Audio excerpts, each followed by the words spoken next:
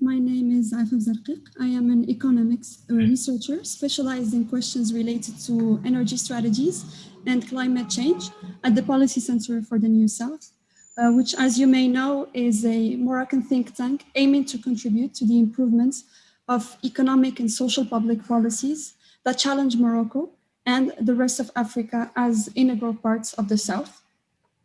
Today, I will be moderating a national debate surrounding a joint public study undertaken within the program Connecting the Dots, which is a project co-funded by the European Union and the European Institute of the Mediterranean and implemented in the framework of the EuroMeSCo network.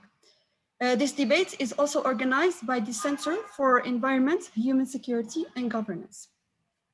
The name of the study we're covering today is a Euro-Mediterranean Green Deal towards a green economy in the Southern Mediterranean, and specifically the subject co-written by Dr. Mohamed Bin Nassi and Dr. Julia Choucair, in turn titled Questioning the Transition to Green Energy in Morocco from a Sustainability and Inclusivity Approach, as the transition may either contribute in fostering social sustainability or reinforce the dynamics of social cleavages, vulnerability, and exclusion. I believe today's policy discussion on energy transition is pretty unique, given the rather uncommon angle of discussion. As you may know, we will be tackling energy transition from a distributional and social point of view, but also given the caliber and expertise of our panelists and discussions. Through this national debate, we will try to answer the following questions, such as, is the transition to renewable energy linked to the societal context of Morocco? And what are the key social implications of such a transition? What are the stakeholders' perception of such process and what is their level of convergence? Who are the intended beneficiaries, winners and losers? And most importantly, is there a mismatch on the ground? What are the main governance challenges? And what are the prospects of such a transition within the perspective of the EU Green Deal? Today's event will unfold as follows. First, there will be an introduction of the public study, and then an outline or review of the findings and recommendations of the chapter in question. Then we will proceed with a roundtable answering questions of interest to the topic by our experts. And finally, there will be a round of Q&A with our audience. So please do not hesitate to ask questions in the chat or the comment section on Facebook or YouTube, and we will address them at the end of the roundtable.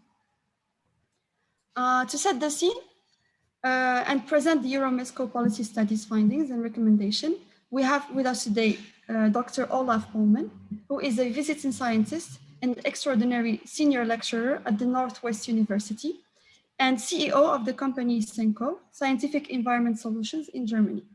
He is also deputy head of the African Climate Service Centers in West and Southern Africa.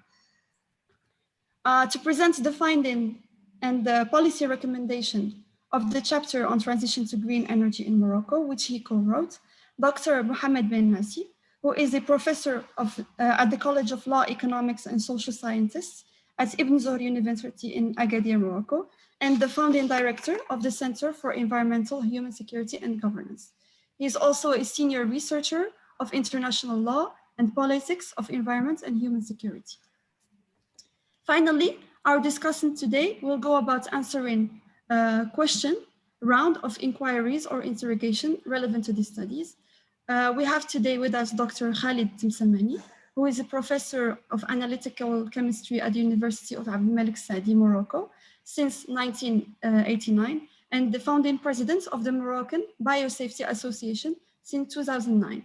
He was also recently elected Secretary General of the Mediterranean Climate House Foundation, and he's also senior advisor in water adaptation to climate change with the Union for the Mediterranean.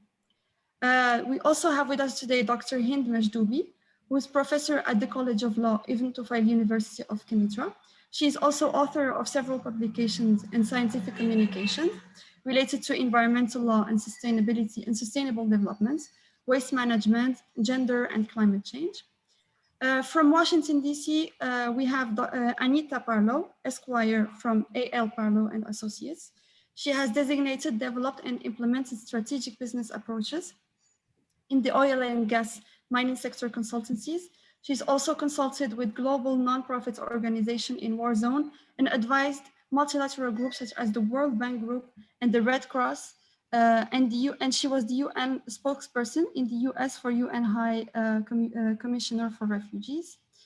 And finally, we have with us also from Spain, Dr. Antonieta Elia, who specializes in international law, comparative constitutional law, and European Union law. She carried out many engagements, both as a legal and academic practitioner. She delivered courses and speeches to many international institutions, and she is editorial board member and scientific advisor of multiple international journals. Now I will leave the floor to Dr. Pullman. Okay. So hello to everybody. Good afternoon and welcome to everybody to the policy discussion on the European Mediterranean Green Deal. Today I have the honor to present the findings and policy recommendations and also start the open discussion on the policy study, a Euro-Mediterranean Green Deal towards a green economy in the Southern Mediterranean, which was prepared by Julia Visulo, the coordinator. She's director of the program on environmental politics at the Arab Reform Initiative, together with her colleague, also from the Arab Reform Initiative, Zid Bousson. He's a research fellow. The third author is Mohamed Bin Nassi. We heard about him already. He's a senior researcher and professor of international law and politics at Environment and Human Security at the Faculty of Law, Economics and Social Sciences at the Ibn Zaw University. And he's also the director at the Research Center for Environment, Human Security and Governance, CERES, who's the organizer for today. The next author is DrAntonieta Elia. She's an independent consultant and research fellow at the German Development Institute. And the last author is Karolina Zubel. She's an economist at the Center for Social and Economic Research at the Warsaw School of Economics. The policy study was conducted in March 2021 by EuroMeSCo and published by the European Institute of Mediterranean, the IEMed. And now I would like to start introducing and depicting the extremely high valued outcome of the policy study at hand. To start with, I would like to cite the summary of the study as it describes exactly the challenge of the European Mediterranean Green Deal. The transition to a green economy requires nothing short of a major structural transformation of economic models, domestic and global. The scale and pace of the change needed and the high level of uncertainty required bold commitments, cooperation, innovation and experimentation across sectors, stakeholders and countries. A fierce challenge for the globe well beyond shores of the Mediterranean. Each chapter in this study includes domain-specific and country-specific findings and proposes recommendations on how to accelerate the green economy in the particular context. Due to the social, economic, and political heterogeneity in the region, it is obvious that a one-size-fits-all solution is not suitable. Nonetheless, common findings and recommendations do emerge across the case studies. Keeping this very clear and important statement and the touch challenges in mind, and as basis for our further discussion, we will recognize how important, ambitious, and comprehensive these goals are.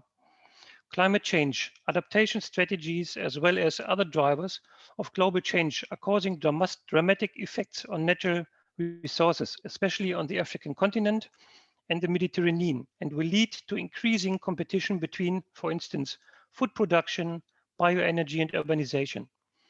And as we all know, the effects of this changing system are not and will not be confined to national borders.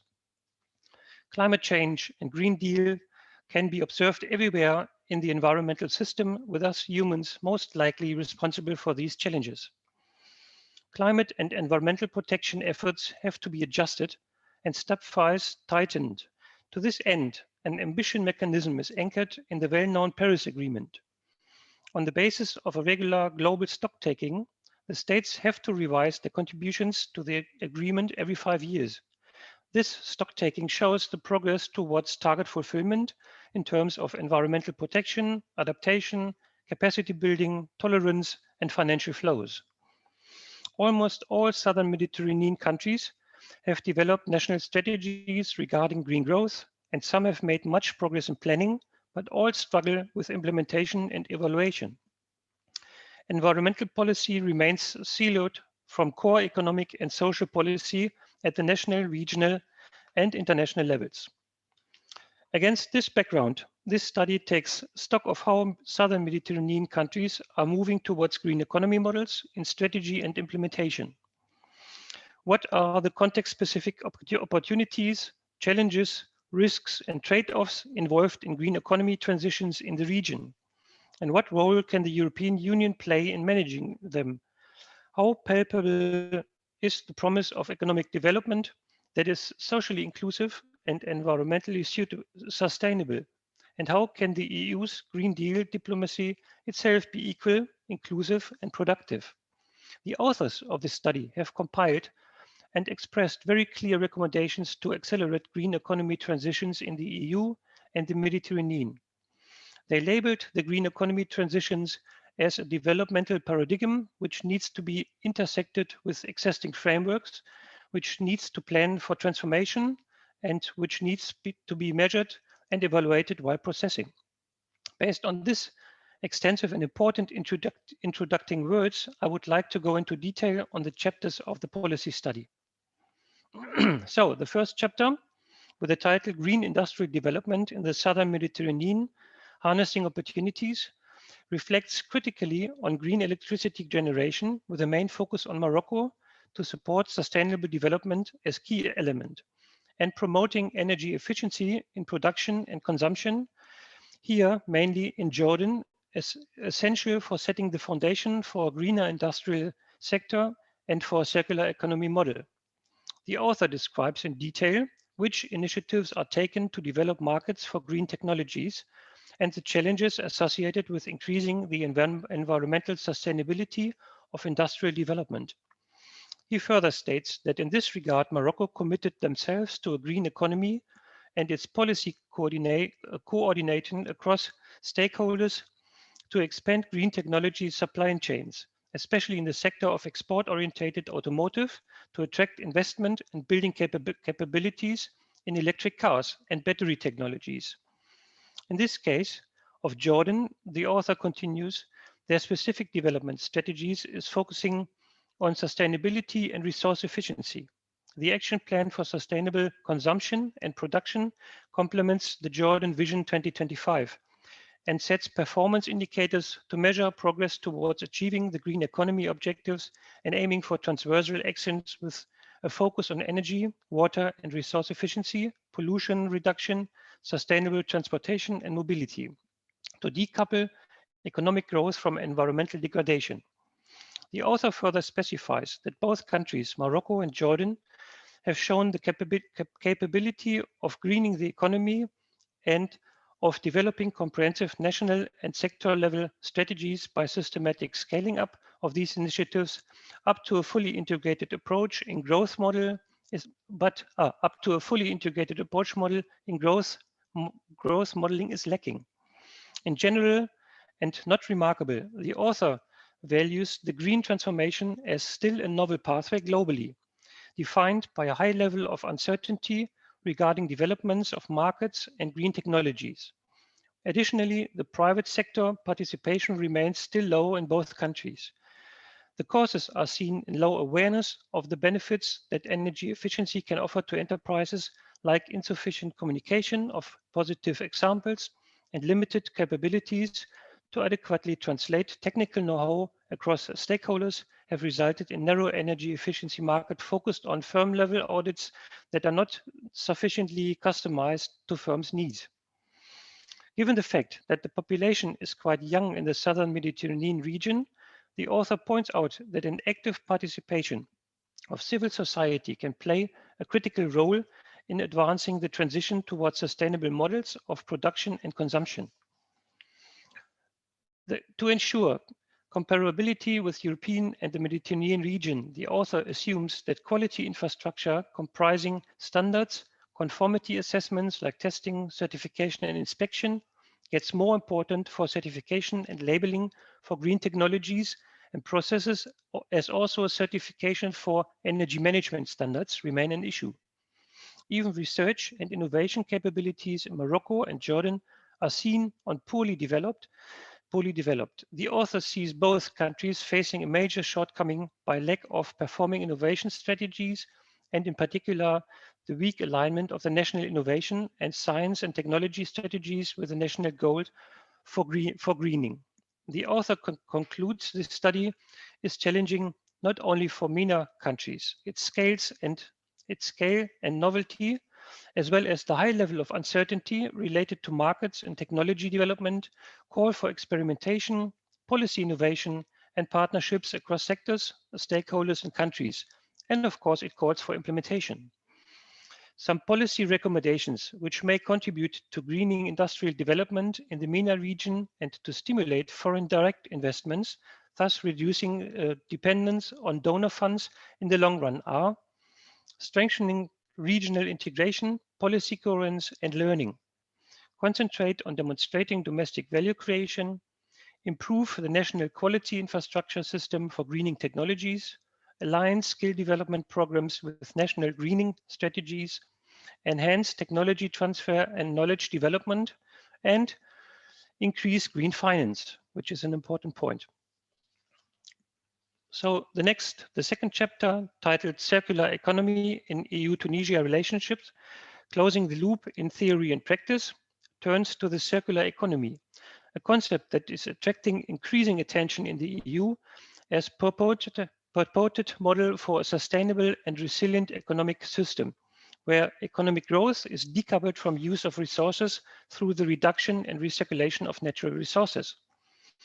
The authors state in this study that circular economy practices are now believed to potentially contribute directly to achieving a significant number of United Nations Sustainable Development Goals.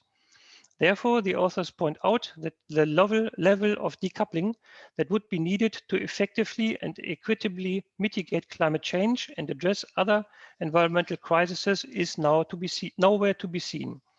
Further, the EU sees itself as leading the global transition to a just, climate-neutral, resource-efficient and circular economy through, among other things, reaching an international agreement on plastics, ensuring that free trade agreement reflects the enhanced objectives of the circular economy, and stepping up outreach activities through Green Deal diplomacy and the circular economy missions. The authors cite the EU-Tunisia relationship as a case study.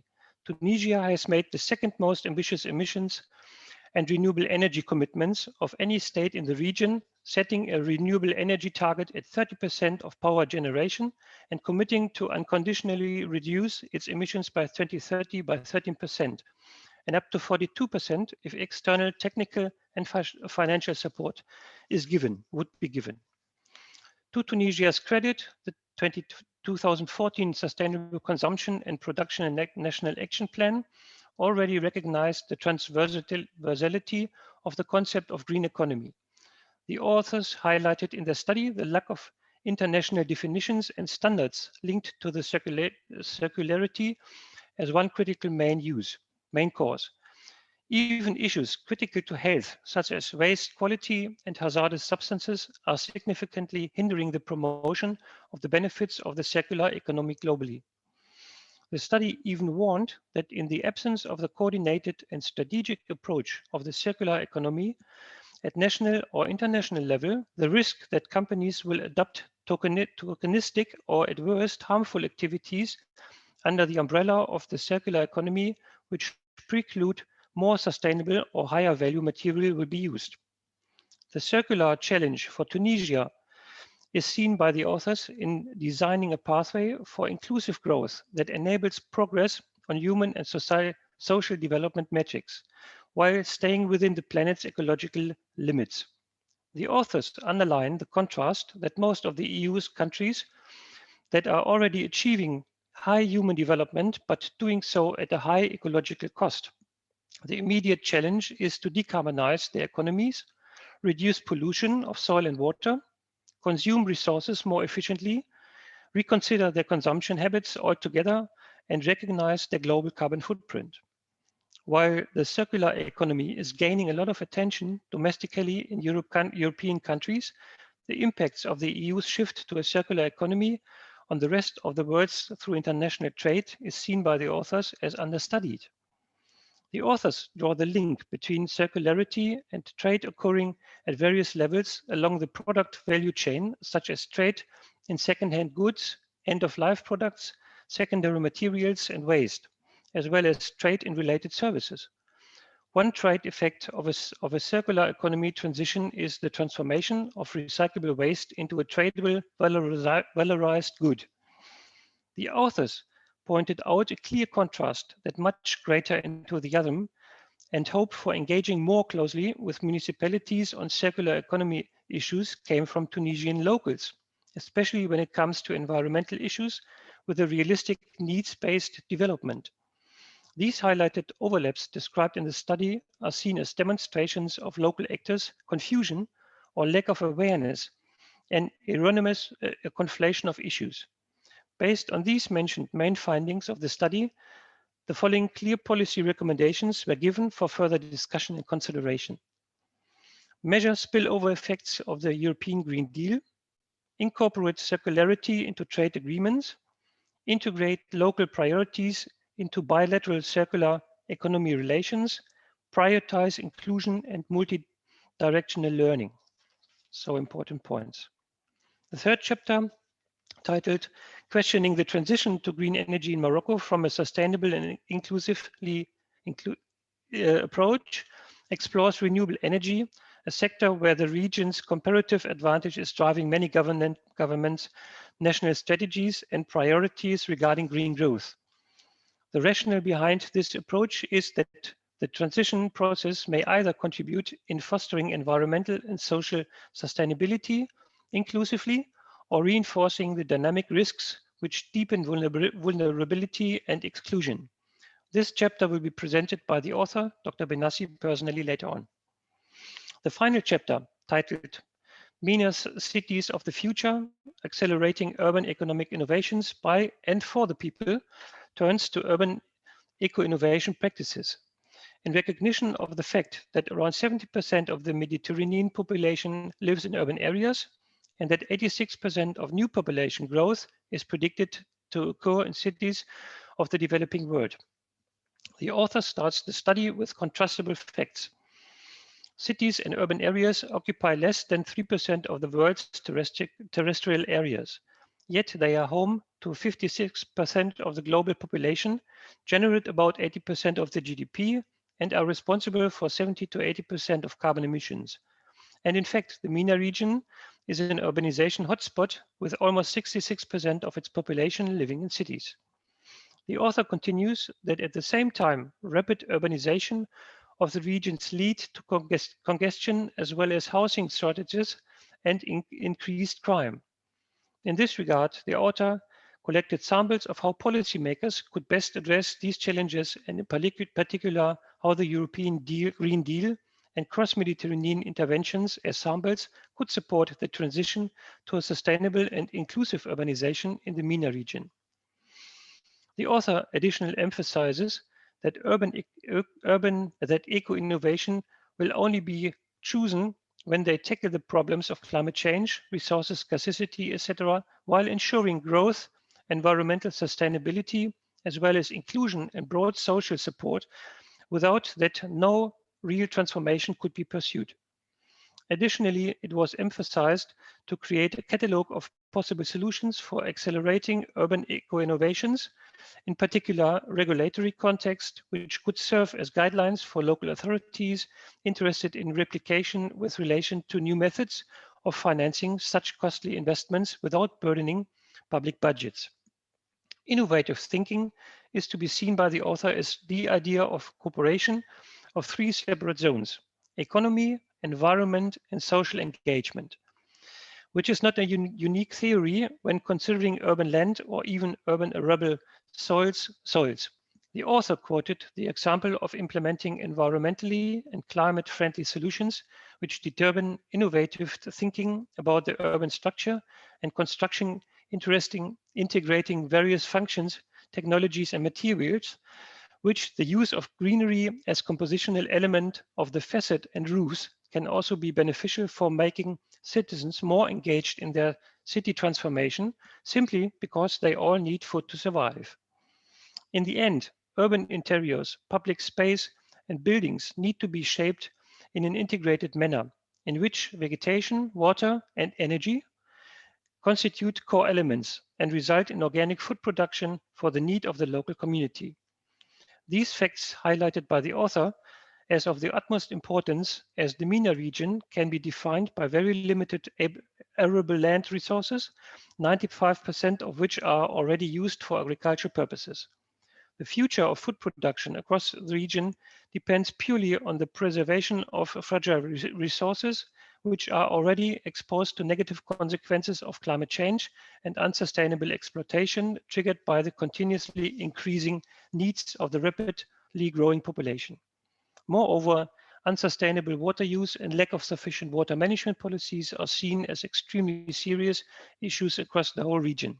The author continues that increasing water efficiency in public buildings is another important step, which could also allow to set a positive example, act as catalyst for changing mindsets and save costs.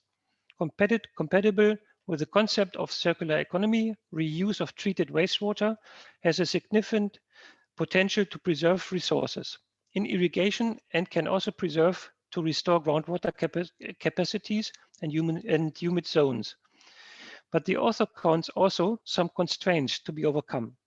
The high quality of treatment required high costs, inadequate legislation, limited social acceptance, and viable issues, among others.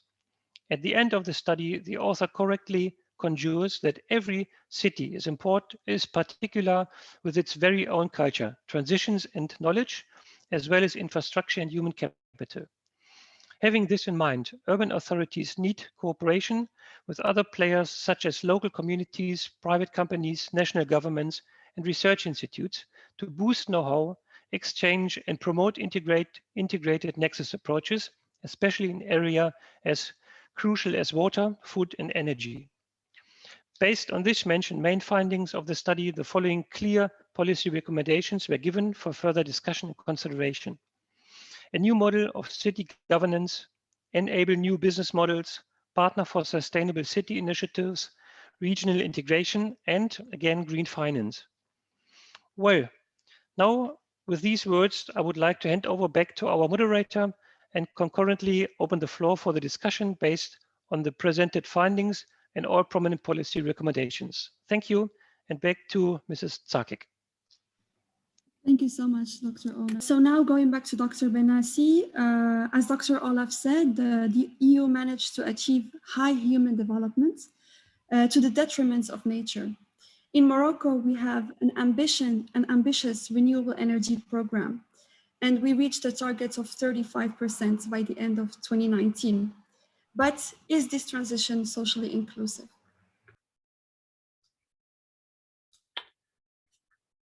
First of all, I would like to thank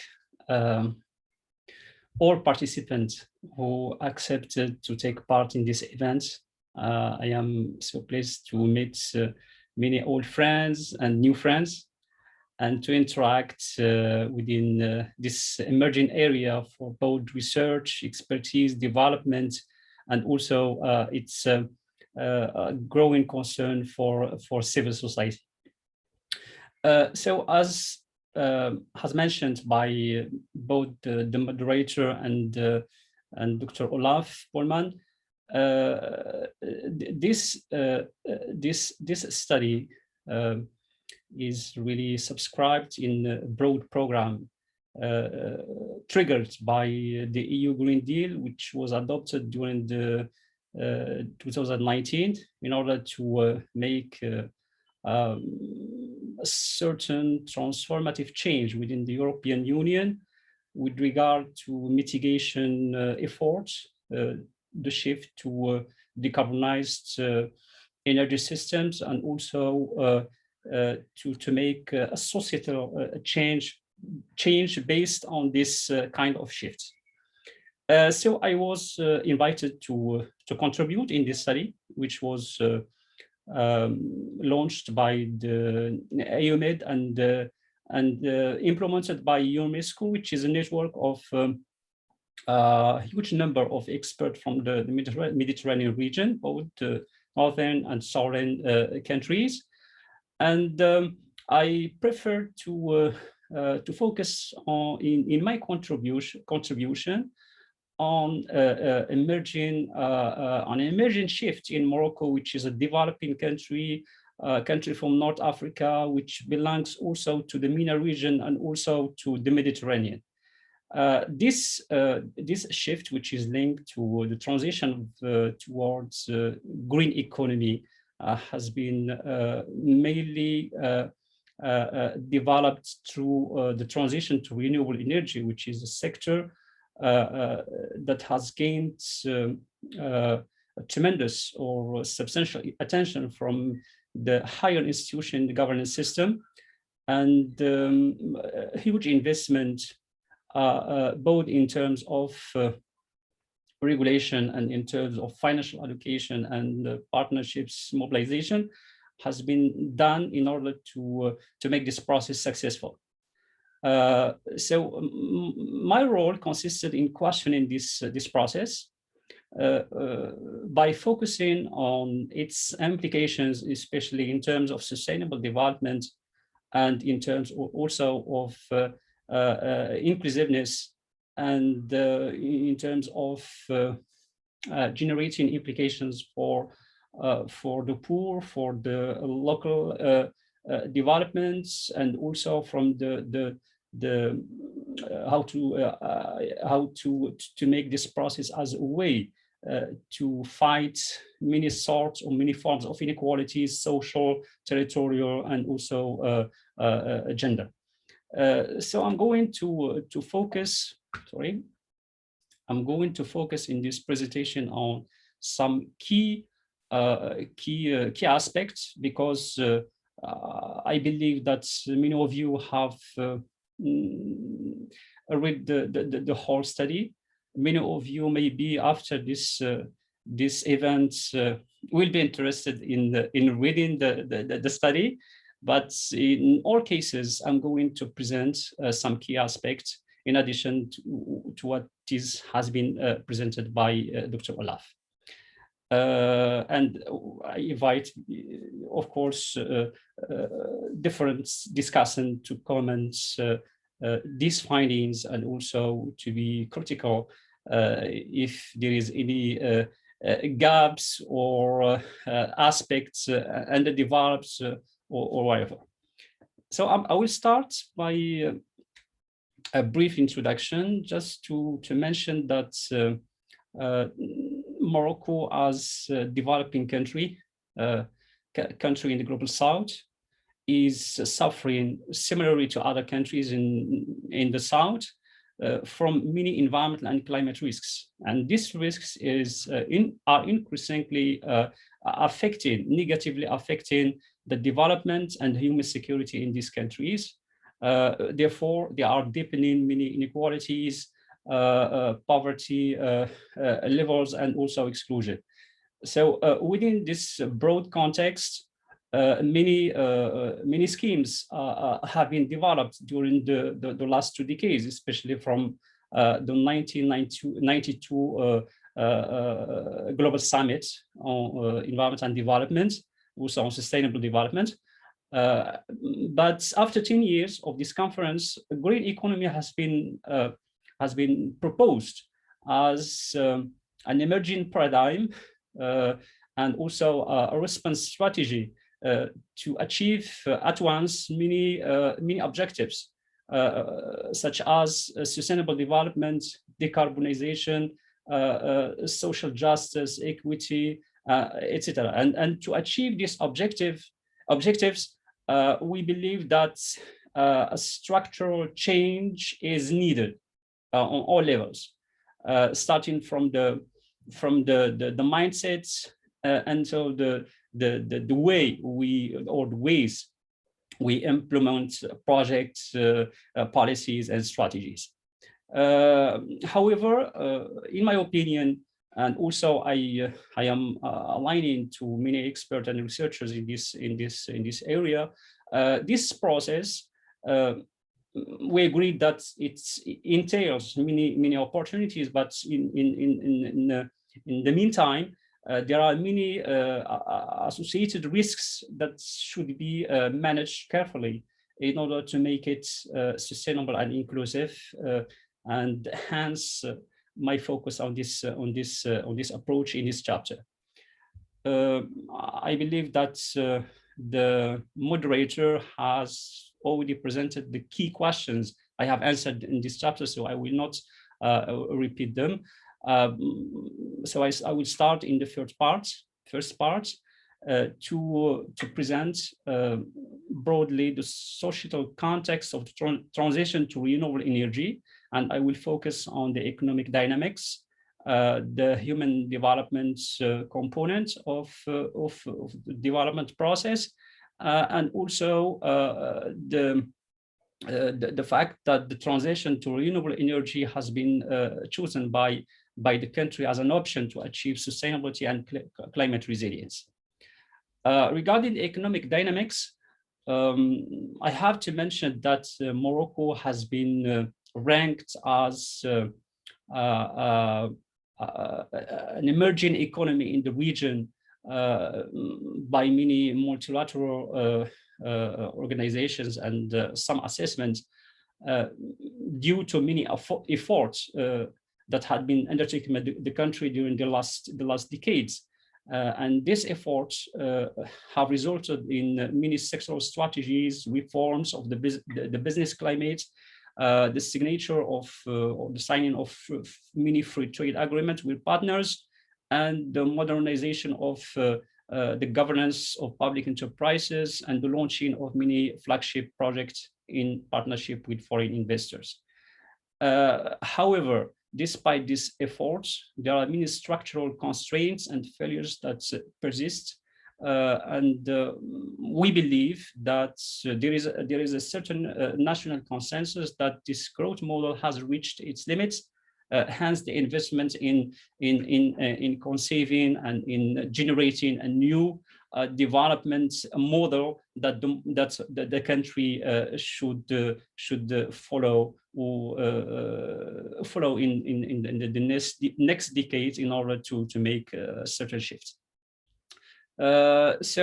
Many scientists and experts believe that if Morocco doesn't undertake a fundamental change, the country may fall into what we call the middle-income trap, from which it may be difficult to escape. And we believe, but with precaution, that the investment in green economy, including renewable energies, may be a window of opportunity to avoid such trap.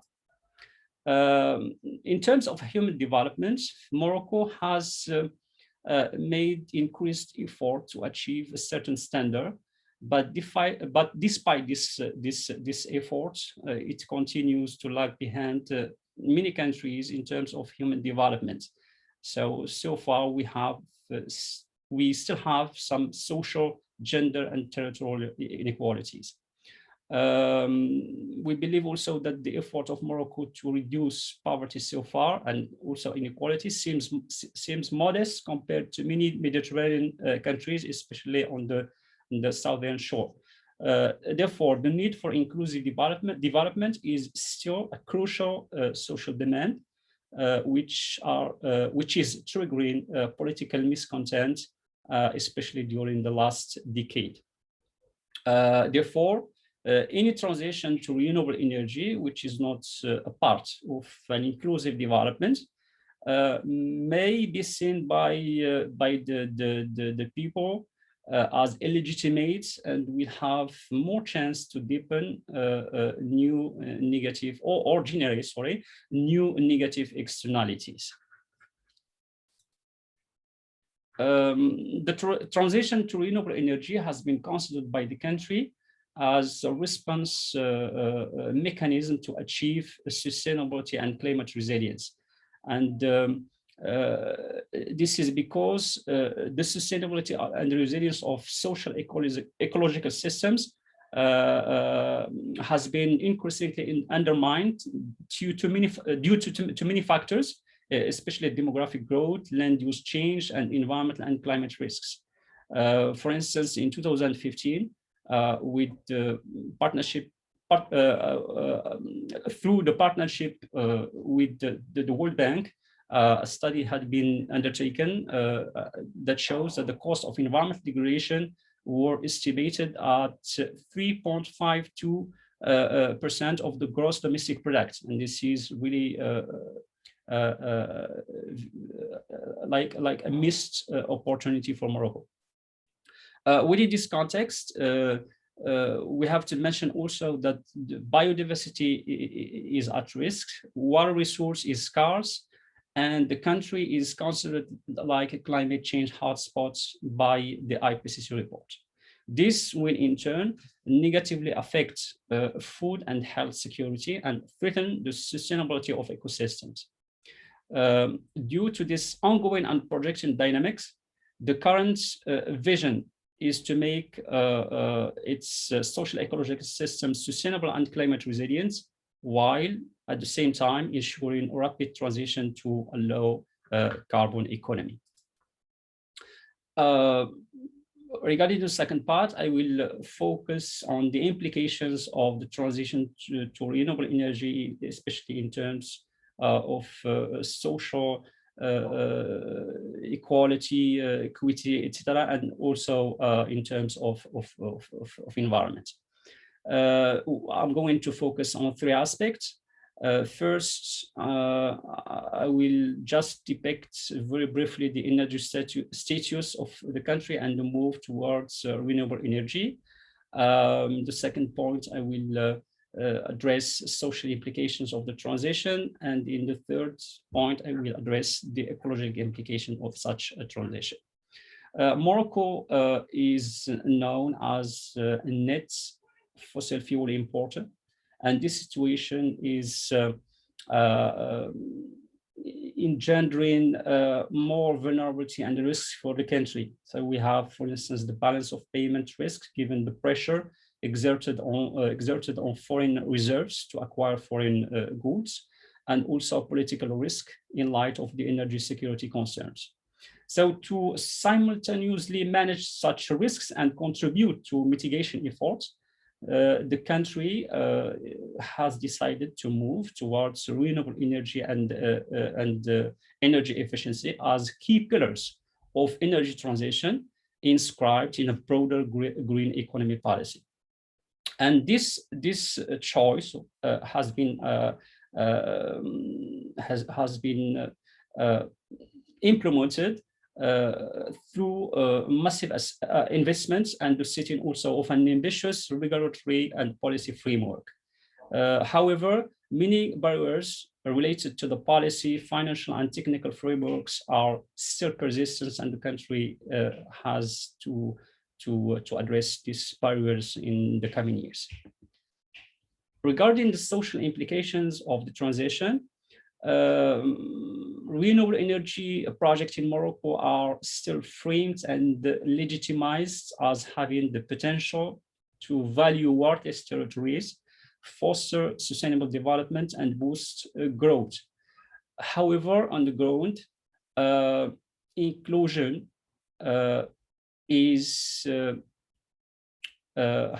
without stakeholder inclusion, such outcomes are hardly to achieve.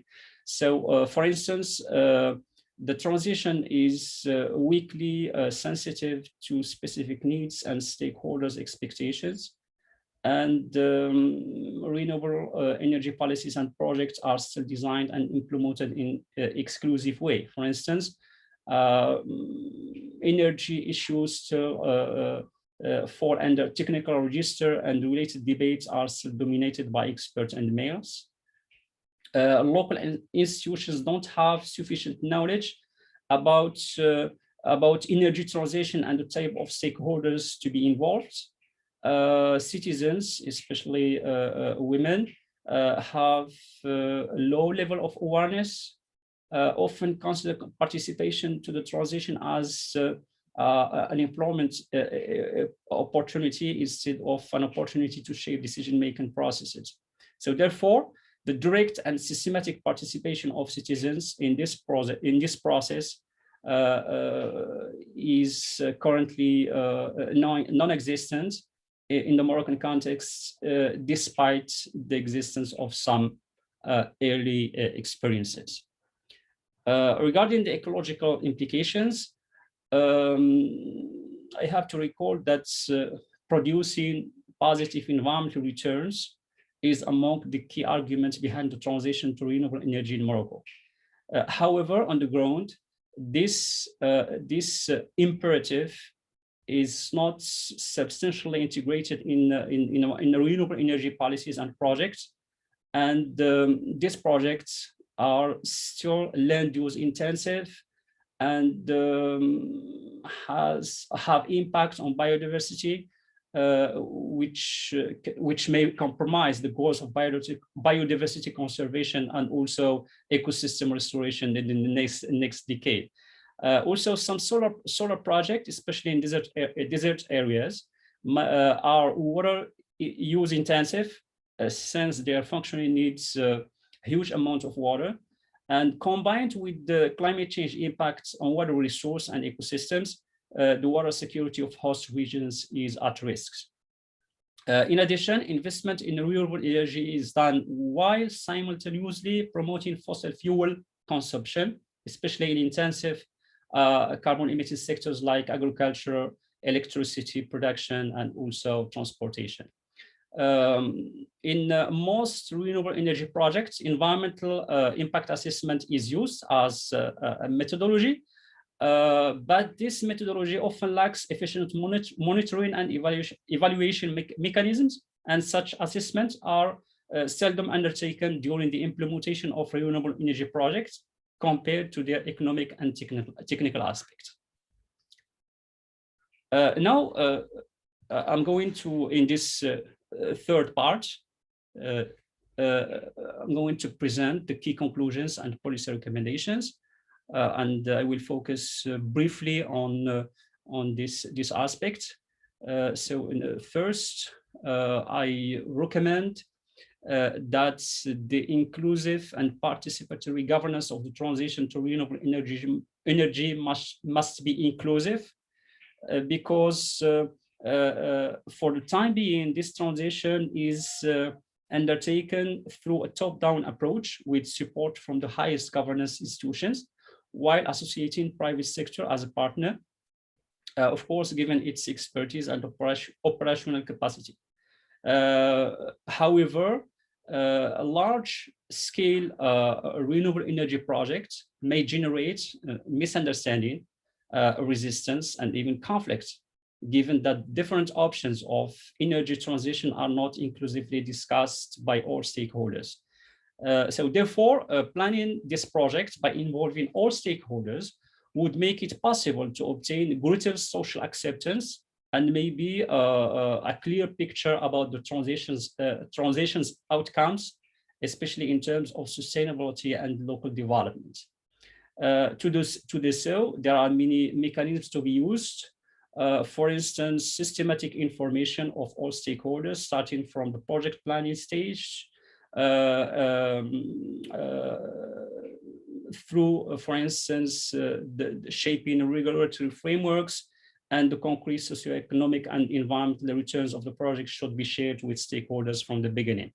Also, multi-level coordination and consultation mechanism may be set up to actively involve stakeholders in relevant decision-making processes.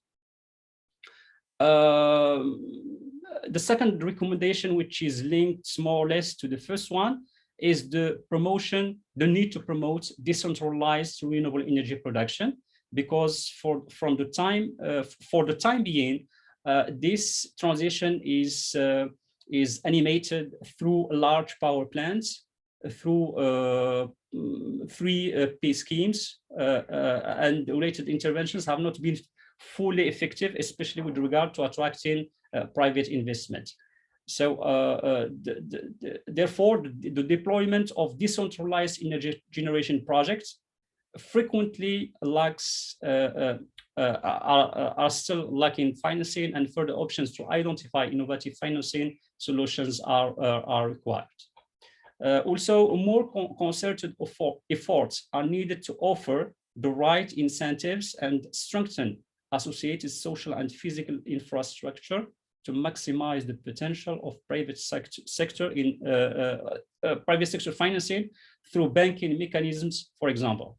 There's also a need to empower local companies and prepare them to participate in renewable energy projects and programs.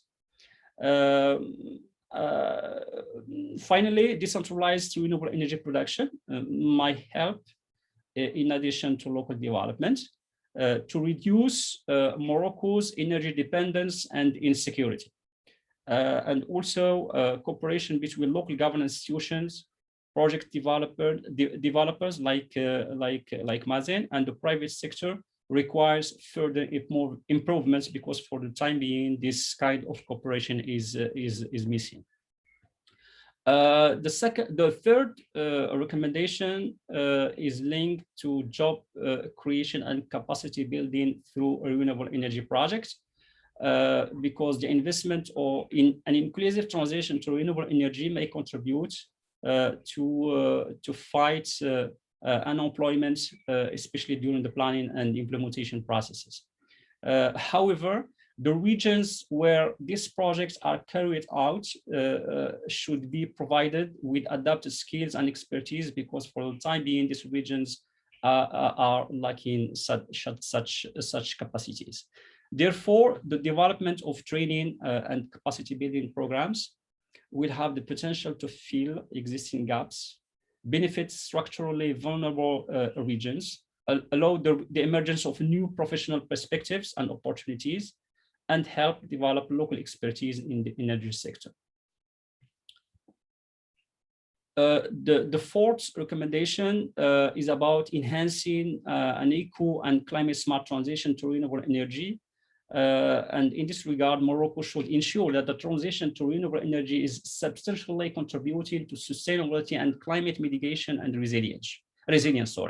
To do so, the country should engage in robust mitigation strategy, and to start reducing investments in fossil fuel related sectors.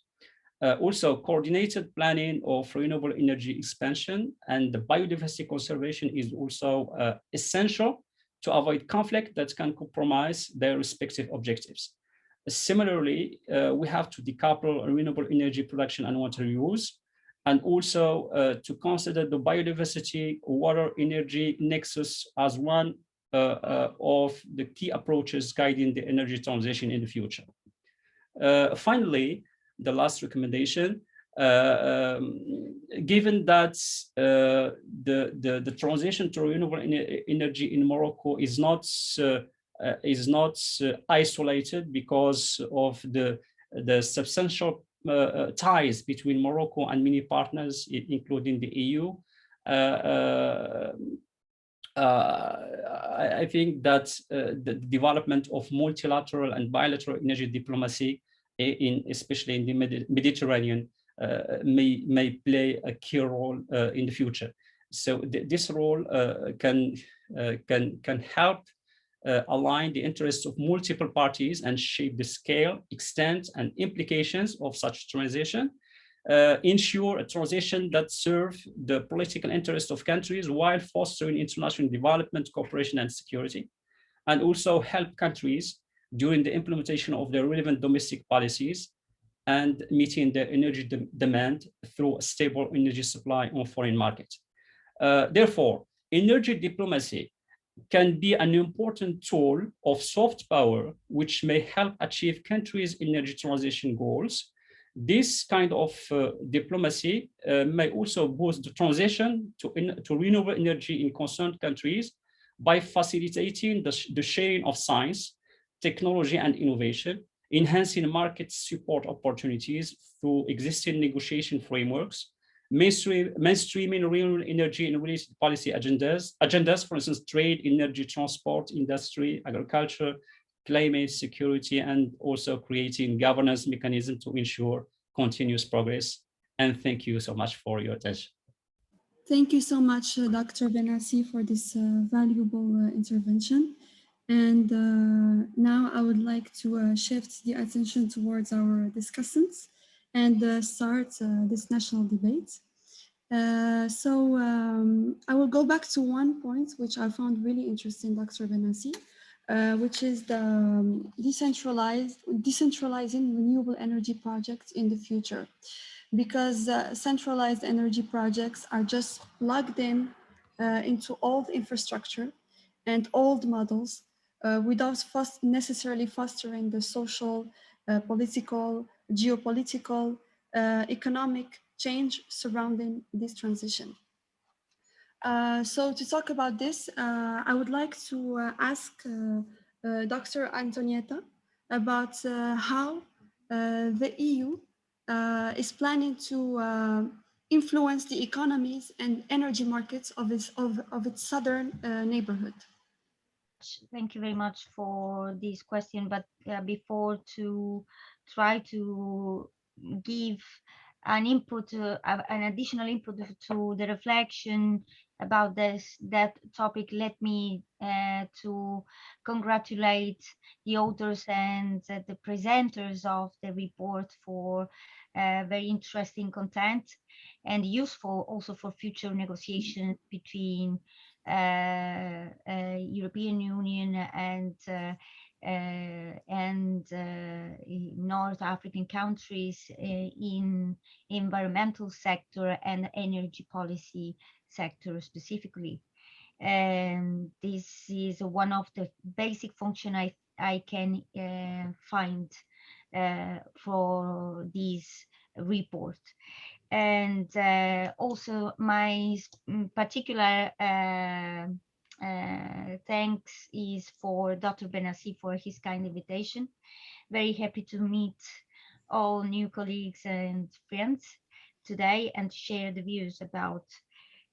So in relation to your question, I think that I think there is not a plan to influence economies in the European Union. Of course, I'm not a political staff, but as an observer and a researcher, what I can see is that the idea is to, the basic idea is to find a shared, as much as possible, a shared solution into the transition. Perhaps one of the big gap that I can find is the kind of approach that the European Union is using into negotiate and also to carry ahead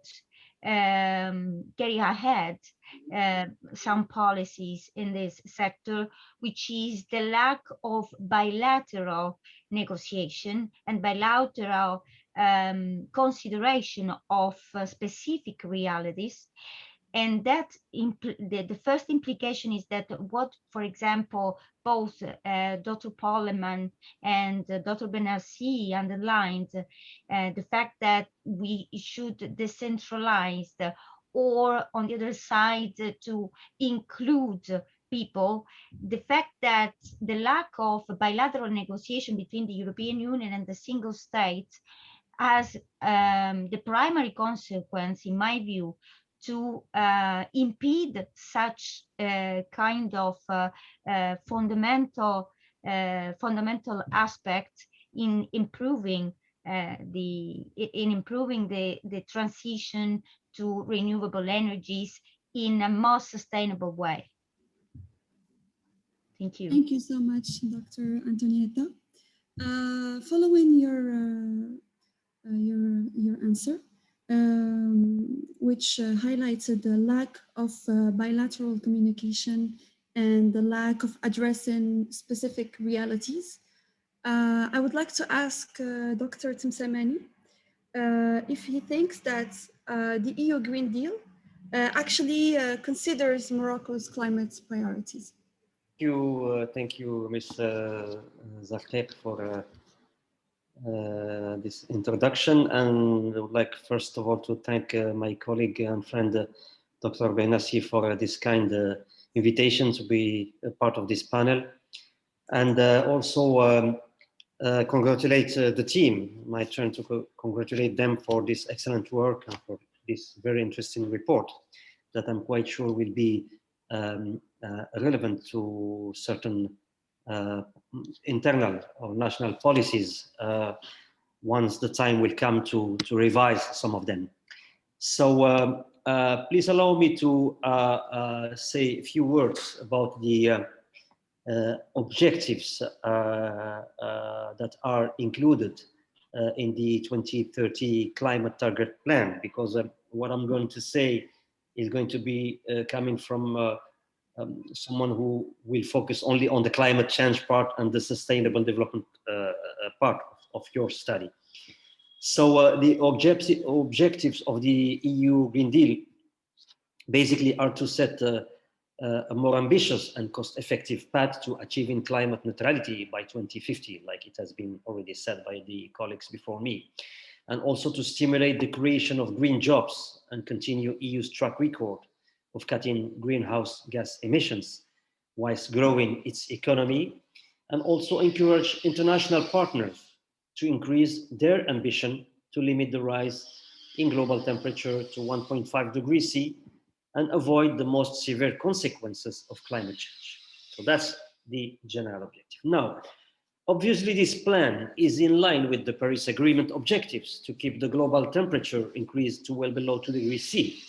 However, let us see what concrete actions did the Green Deal take to encourage international partners such as Morocco to increase its climate ambition and especially increase its climate resilience. So did the Green Deal in its climate change section consider climate priorities of countries like Morocco? As a reminder, climate vulnerabilities in our countries are mainly water scarcity, land degradation, leading to increase in agricultural yields, and thus food insecurity. Also, lack of fulfilling good disaster risk reduction policies. And last but not least, and this is the objective of maybe our discussion today, is the energy dependency and renewable energy development. So did the Green Deal tackle these issues? Those are few questions I would like to briefly discuss in my intervention. So the 6 key actions to be deployed normally within the new EU Green Deal are: 1, a European climate law covering the 2050 climate neutrality that has been adopted last year in March 2020. Second, a comprehensive plan to increase the EU 2030 climate target to at least 50% and toward 55% in a responsible way by October 2020, so last year. Number 3, review and revise where needed all relevant legislative measures to deliver on the increased climate ambition now by June 2021. And also by June 2021, there is a proposal for a revision of the energy taxation directive. And this is one point that I would like to underline in a minute. And also the carbon border adjustment mechanism for selected sectors that need to be put in place normally now by June 2021. And finally, there is a new strategy or EU strategy on adaptation to climate change that is being put in place this year, 2021, that should also, in a certain way, tackle some, I hope, some national priorities within our region. So, although the 6 components of the EU Green Deal climate ambition are coherent and well articulated and taken into account or consideration that if implemented partially towards the Southern Neighbourhood, they could unlock the abundant and cheap renewable energy potential in our region, so its large transfer and use in Europe, will enhance and accelerate climate neutrality objective. So I want to flag that the main fear that could be felt in Morocco, like in other neighboring countries, would still come from two elements. One, the proposal for a carbon border tax. Officials at the EU consider that as Europe increases its climate ambitions, the rest of the world should follow. So in case non-European countries do not comply, Europe will certainly use severe customs measures to protect its industry against competition. Number two, the remaining ambiguity in terms of how the new EU strategy on adaptation to climate change can integrate some of the adaptation priorities in our country. So basically, we think the fifth and the sixth elements of the climate plan could be a concern for the southern countries once projects will start to be implemented. So I don't want to go very deep within the adaptation components of the Paris Agreement, but I would like just to say, on the light of the Paris Agreement, which is a multilateral statement, we are keen to see how the announced new EU strategy on adaptation to climate change is aligned with the Paris Agreement global goal on adaptation, which is Article 7.1, which is called the GGA, which principal objectives are enhancing adaptive capacity, strengthening resilience, and reducing vulnerability to climate change with a view to contributing to sustainable development and ensuring an adequate adaptation response in the context of the temperature goal referred to in Article 2 of the PA, the Paris Agreement. So definitely, I hope the Green Deal will have some positive impacts enhancing climate resilience of our population. Now, Ms. Zarqik, can I switch now to the renewable energy part of my intervention, or you want me to do it later on? If it's relevant to what you just said, you can go ahead, Dr. Okay. Sorry, Dr. Temsamanim, just I would like to make some additional comments to your intervention, if I can. Yes, please. On this point. Very interesting. Thank you very much. So I think that I think that the strategy, the Green Deal approved in 2019, is just a strategy at the moment.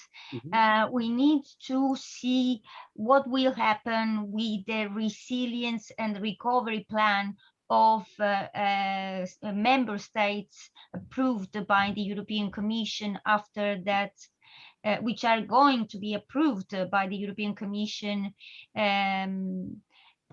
after that so black period of pandemics, which one of the condition of the basic condition to receive for member states financial support for resilience is the climate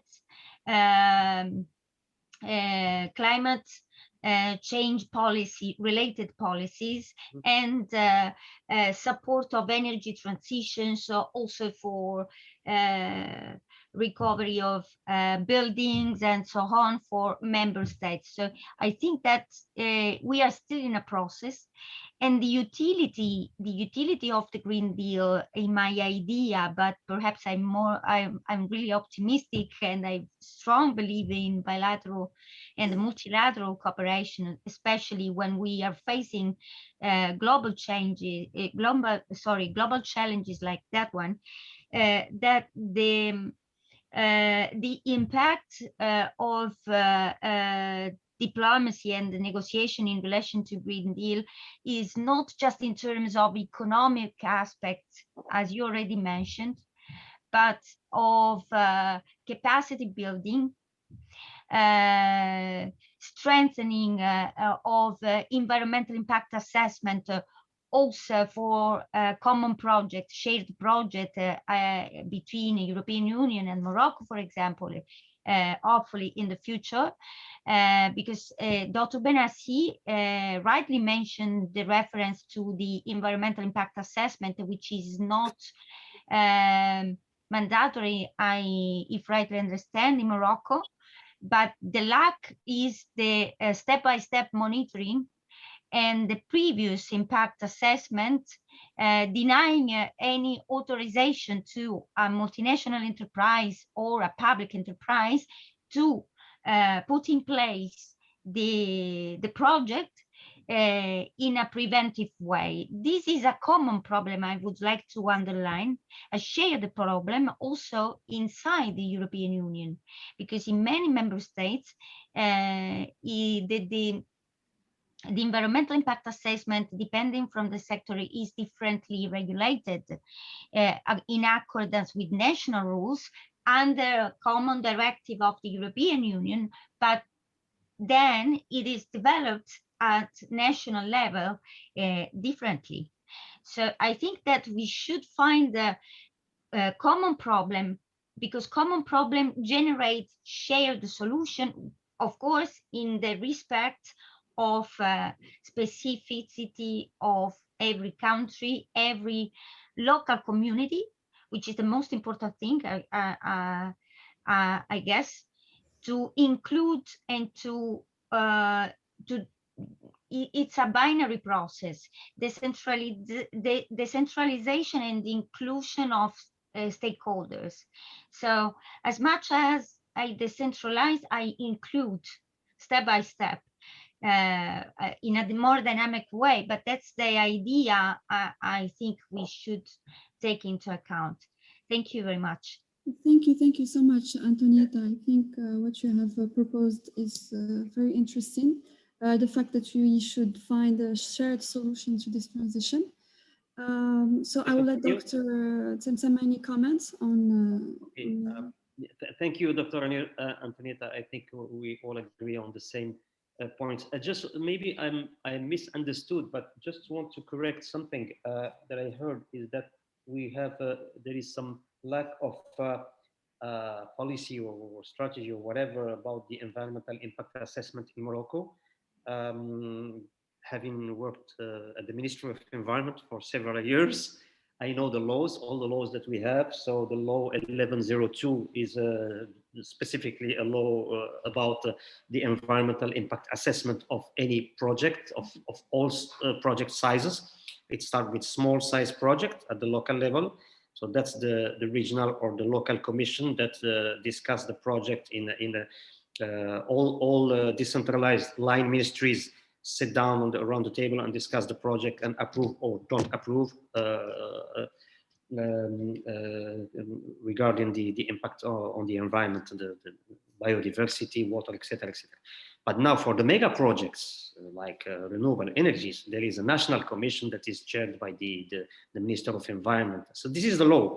So all mega projects, basically, theoretically, and also on the ground, they have passed through this national commission. So maybe I misunderstood, but there is a national commission about the mega project related to renewable energy. Sorry to interrupt you. Yes, maybe I wasn't clear. I say that I don't know the applicable law in Morocco, because I said I don't know if mandatory or not, because I don't know the applicable mandatory, law, absolutely. I said, but in every case, as Dr. Bin Nassi rightly noted, there is possibly not just in Morocco, in many European countries, we lack monitoring step by step.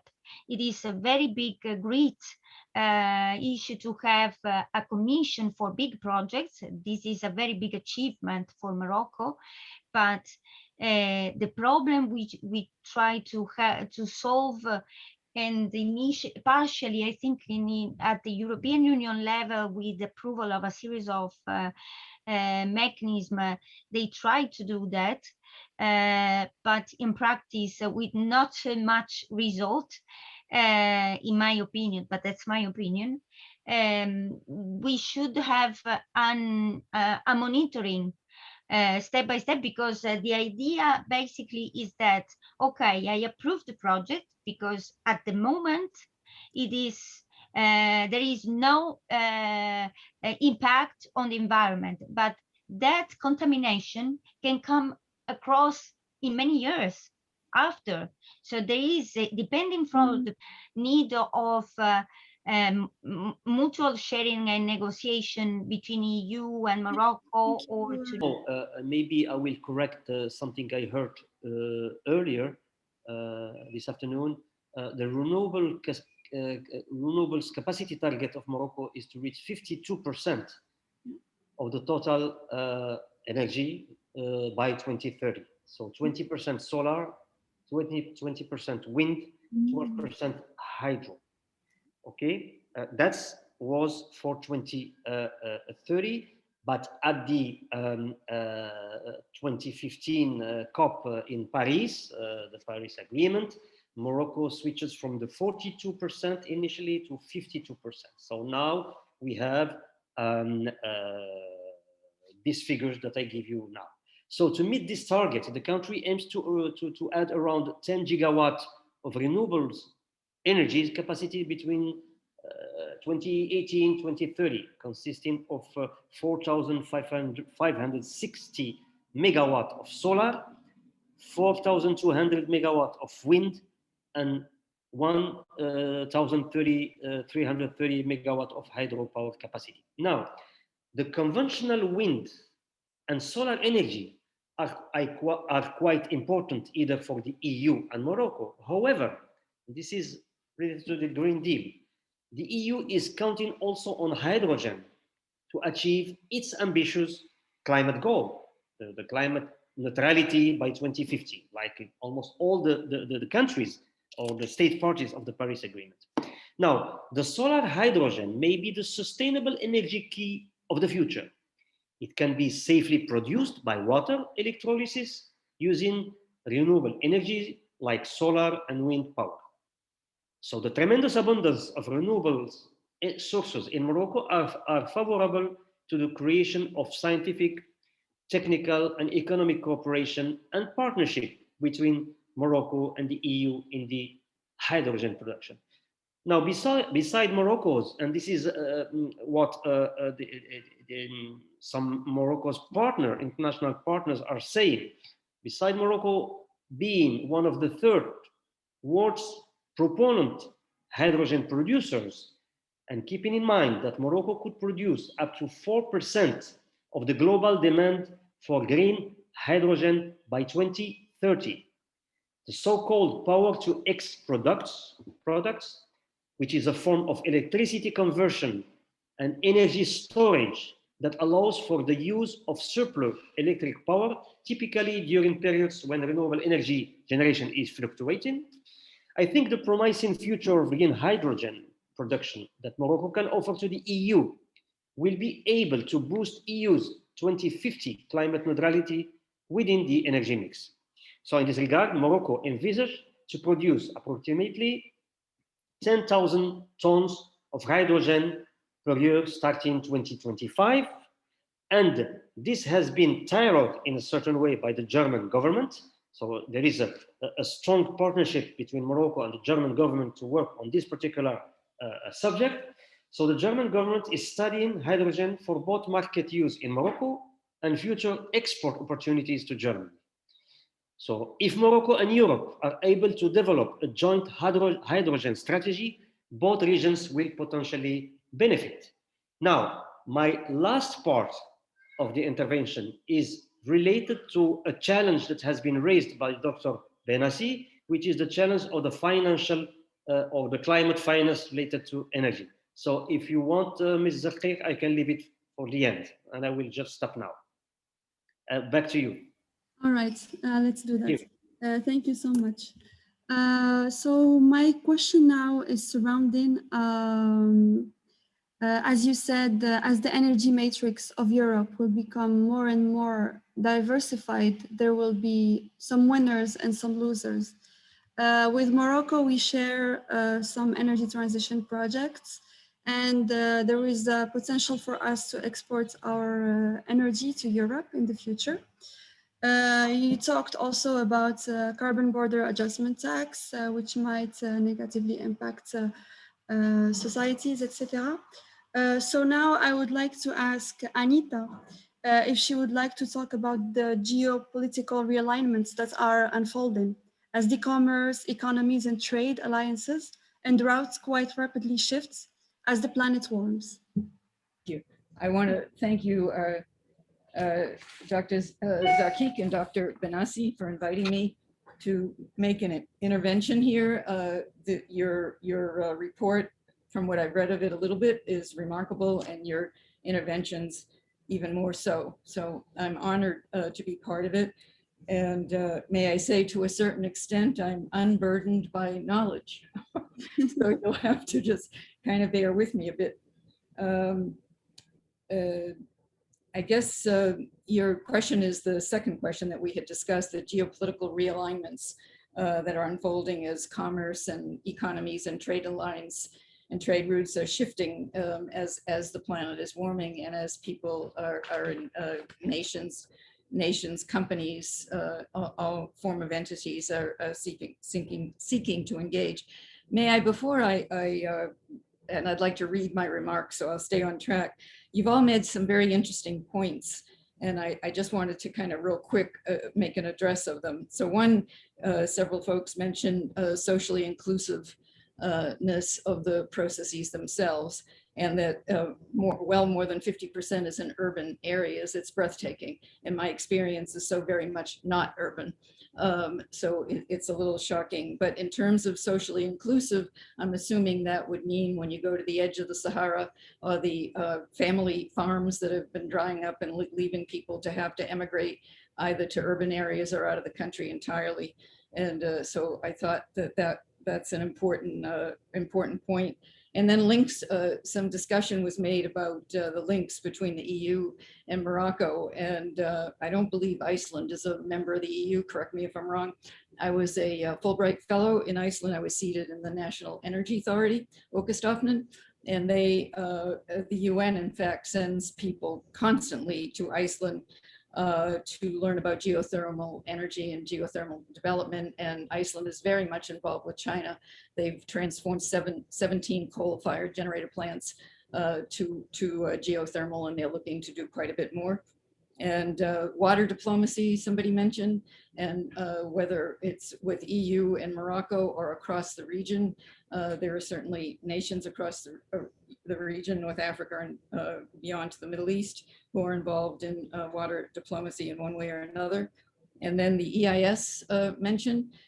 So at least in the States, I don't know about Europe or Morocco, but EISs basically don't include climate issues. So nobody looks at the cumulative impacts of development and the climate impacts of development. And whether or not there is a regulatory process within the framework of the law, it would seem to me that there would be a encouragement for that kind of component to be included in EIS statements. And then I just wanted to mention commercial fishing. With the waters heating up, the fishes are dying. And in the Arctic, where I've been spending time, fishes keep moving north to find colder waters. And so you have a question of biodiversity, of water strategy. And again, bringing in for social inclusiveness, I would think that the commercial fishers and or subsistence fishers, fisher people, generally speaking, and I don't know that you're doing this or you're not, but those are just things that came to my mind. So thank you for bearing with me. And so just to say, the energy sources that are powering our societies have been undergoing a period of rapid change, as we've been discussing. Renewables have emerged as a technologically feasible, economically attractive, and sustainable choice that increasingly can meet the energy needs of countries, corporations, citizens, as tackling climate change becomes more and more critical, and renewables steadily increase their capacity to meet our energy needs. A global transition to sustainable sources will continue to accelerate. And the points being made about getting as local as possible, I totally, fully appreciate that. Renewables enable countries to strengthen their energy security and achieve greater energy independence by harnessing indigenous renewable energy sources that can be found across the planet, nation by nation. And the comments about the hydrogen program certainly meets that. In recent years, we've witnessed a transformation of the global energy systems that has helped reconfigure the geopolitical map of the world, which has prevailed for decades. The shift from fossil fuels to renewables is being driven by new technologies, falling costs, increasingly making renewables as competitive as conventional sources of energy. The speed of the energy transformation, however, is uncertain. Because of the complexity of energy systems, there are many scenarios on the future of energy as there are forecasters. Nevertheless, scenarios that model an energy future compatible with the goals of the Paris Agreement have a similar structure: near-term peak in fossil fuel demand, a rapid uptake of renewables, and a long decline in fossil fuel demand.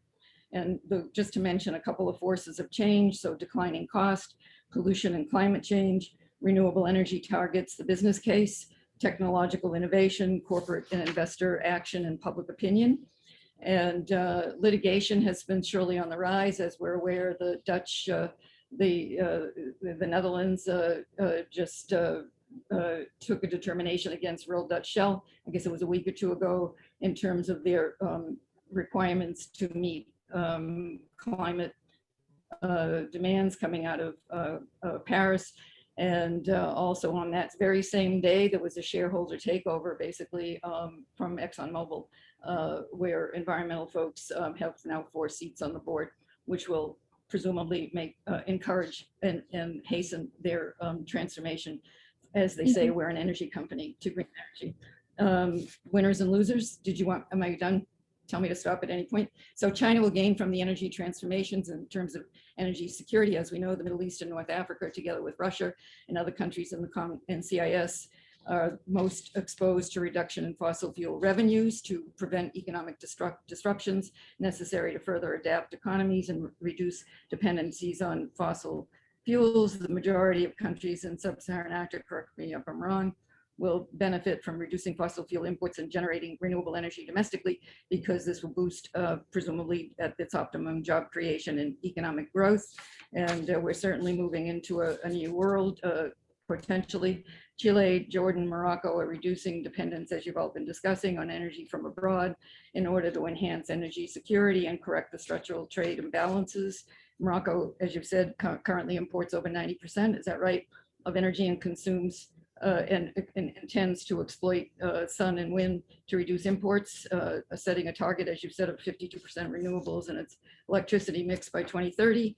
And basically, bilateral relations between states undergo change. Just think about the alliance between the US and Saudi Arabia as a prime example of strategic relationship in which oil played a key role.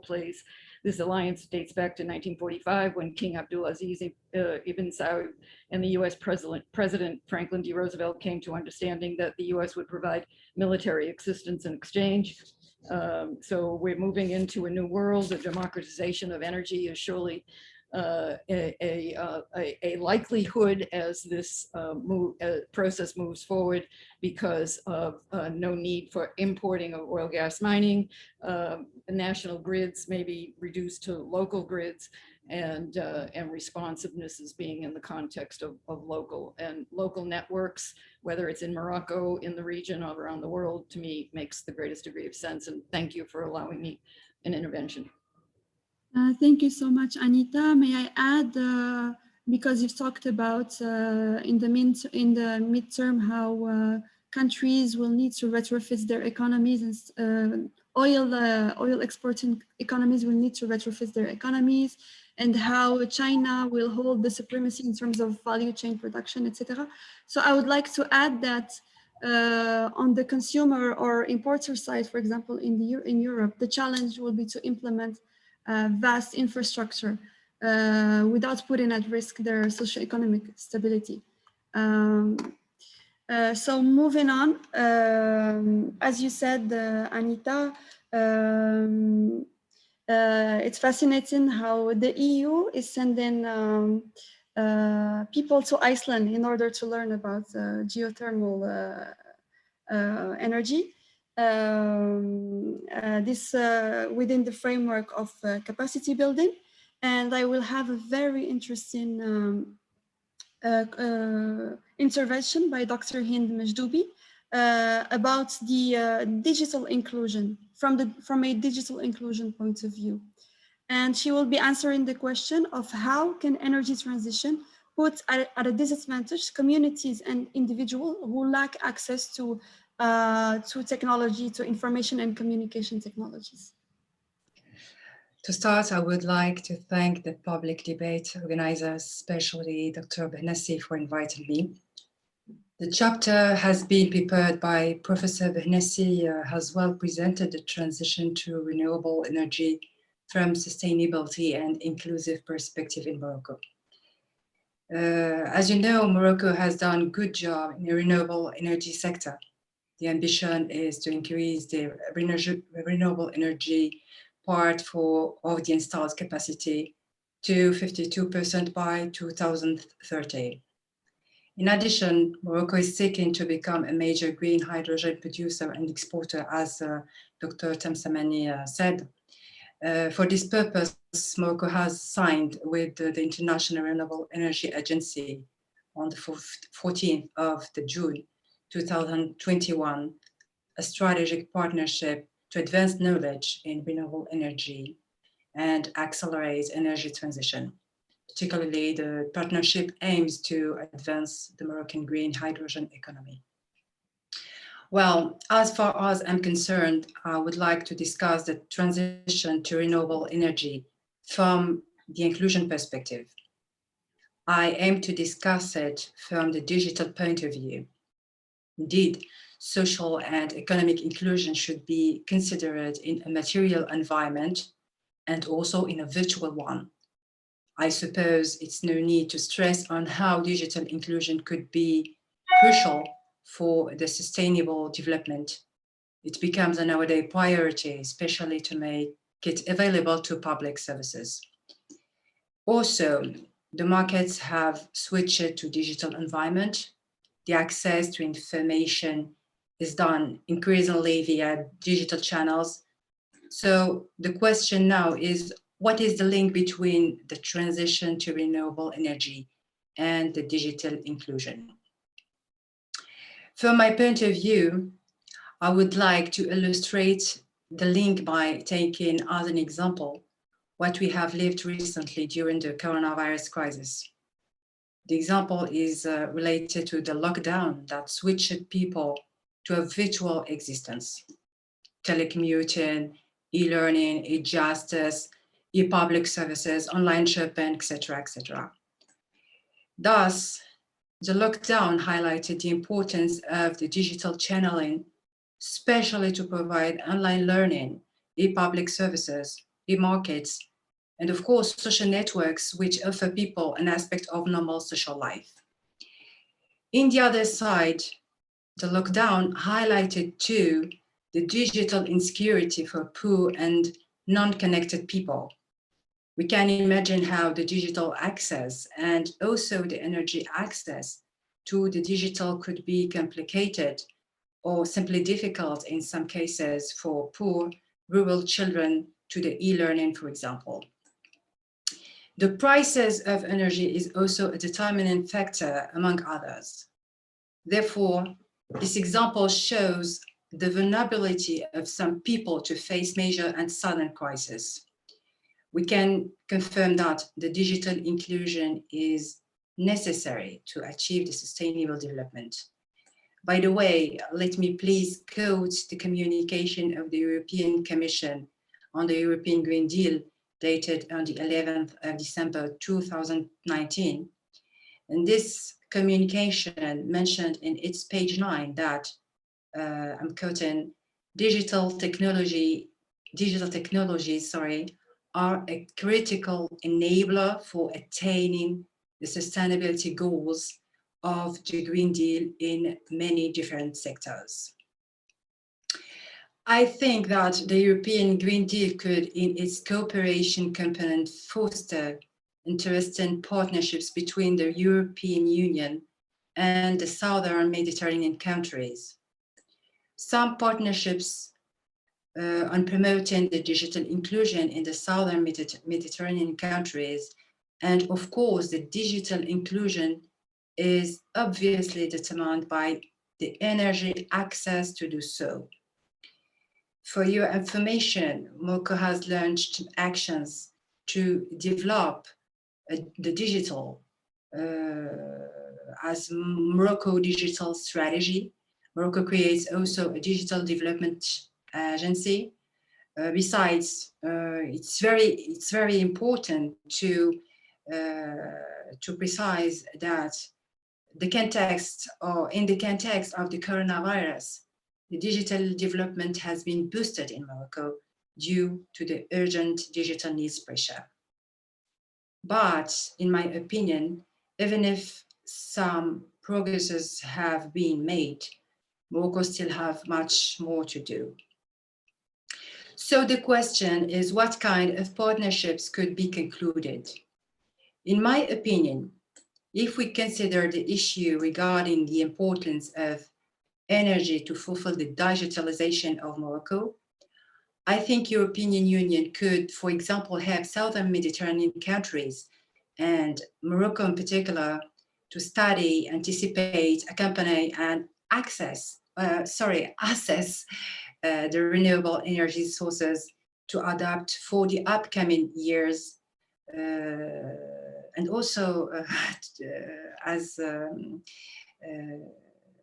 in the part of green hydrogen, European could also help Morocco to develop its green hydrogen economy. To talk about the examples of partnerships could be concluded between European Union, and Morocco, let's take the example of the data centers. We know how data center is energy consuming. It needs energy to work and also to cool the servers. The importance of using renewable energy is already attested. If we want to act against climate change, mankind should be united and solidary against the threat. And I think I'm convinced that the European Union could help Morocco, for example, to choose the most interesting renewable energy source and even the most appropriate project to do so in the perspective of protecting environment and fulfilling the sustainable development. In short, European Union could share the knowledge and support such projects in the southern side of the Mediterranean. Also, empowerment of Southern Mediterranean people to access to the digital environment is necessary to avoid digital insecurity and mitigate vulnerability. And I stress on the special case of women and the poor populations relevant of the enclave territories. Obviously, this kind of cooperation is based on the win-win logic to pursue the sustainable development. On one hand, Southern Mediterranean countries will be able to create the development conditions for their populations. And on the other hand, European Union will not have to face dreadful migratory flows. And thank you for your attention.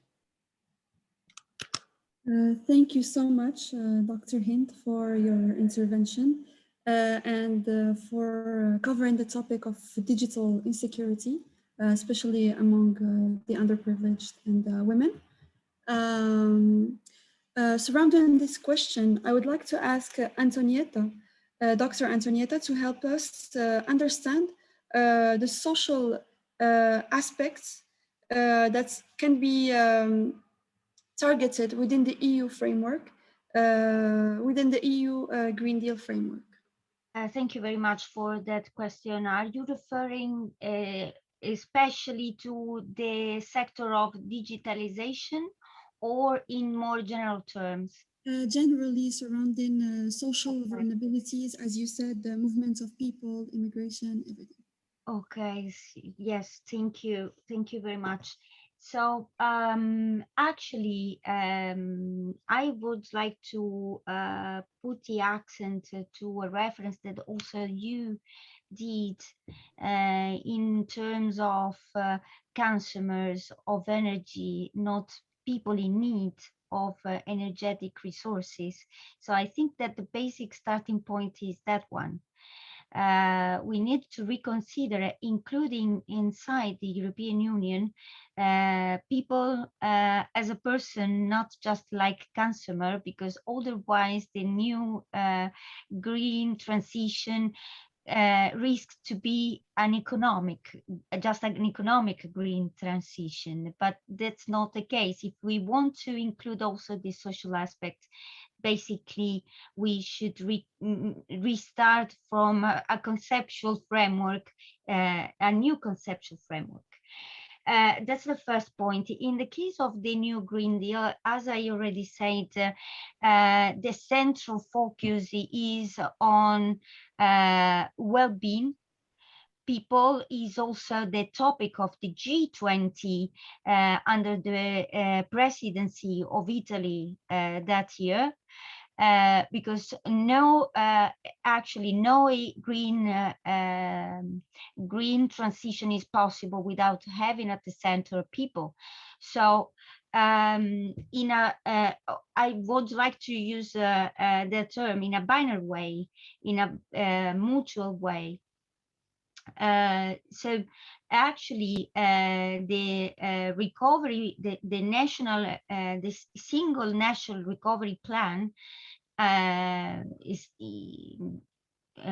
established by every European member state and submitted to the European Commission include, or must include, better said, under European Commission indication, the consideration of social impact of every policy sectors for recovery after pandemic.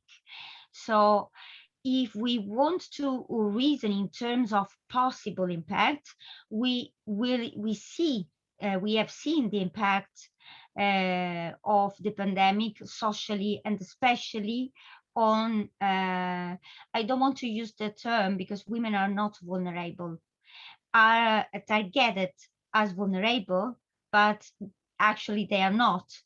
So, but they paid the most higher price, if you want, in terms of losses of jobs and maintenance of house and increase of domestic violence during the lockdown, practically everywhere.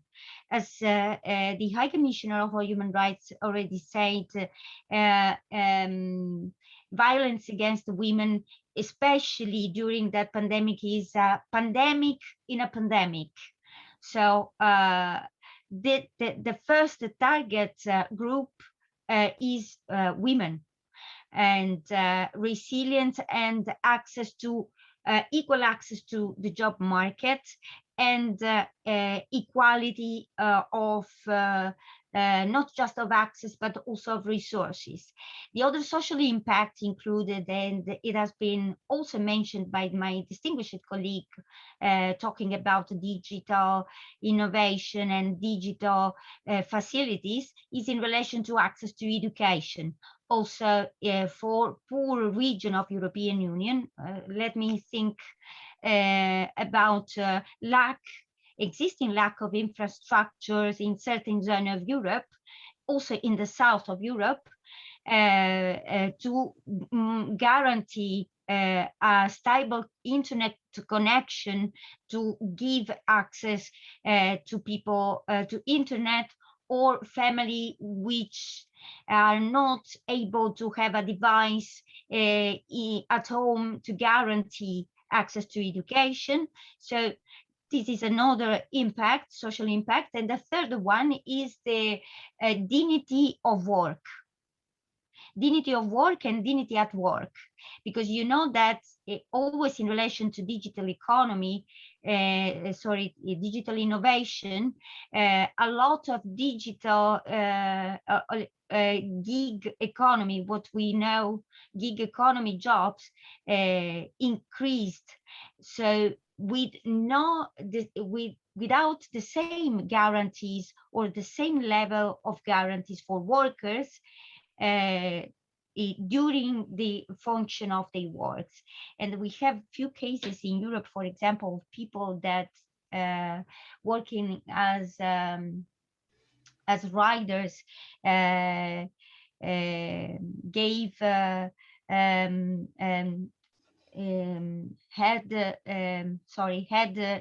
accidents, including death accident, without no any kind of support. So these are the main areas, three of the main areas impacting from the new deal, I guess. Thank you. Thank you so much, Antonieta, for shedding the light on these broad areas of intervention of the EU Green Deal, I mean, socially speaking. For now, I would like to ask Dr. Samani about the possible financial challenges that Morocco is facing, and how can our country unlock climate finance in the field of renewable energy? Thank you. Okay, thank you, Ms. Zarqiq. Yes, this is a good question. Like we say in France, l'argent c'est le nerf de la guerre. So without finance, without climate finance, we cannot achieve anything, especially in this field of implementing a strategy, a very ambitious strategy in renewable energy for Morocco. So hopefully Morocco have very good partnerships, especially with the EU and other countries. So on a win-win basis, Morocco can achieve something. This is what we all hope. Morocco and other countries in the region, of course.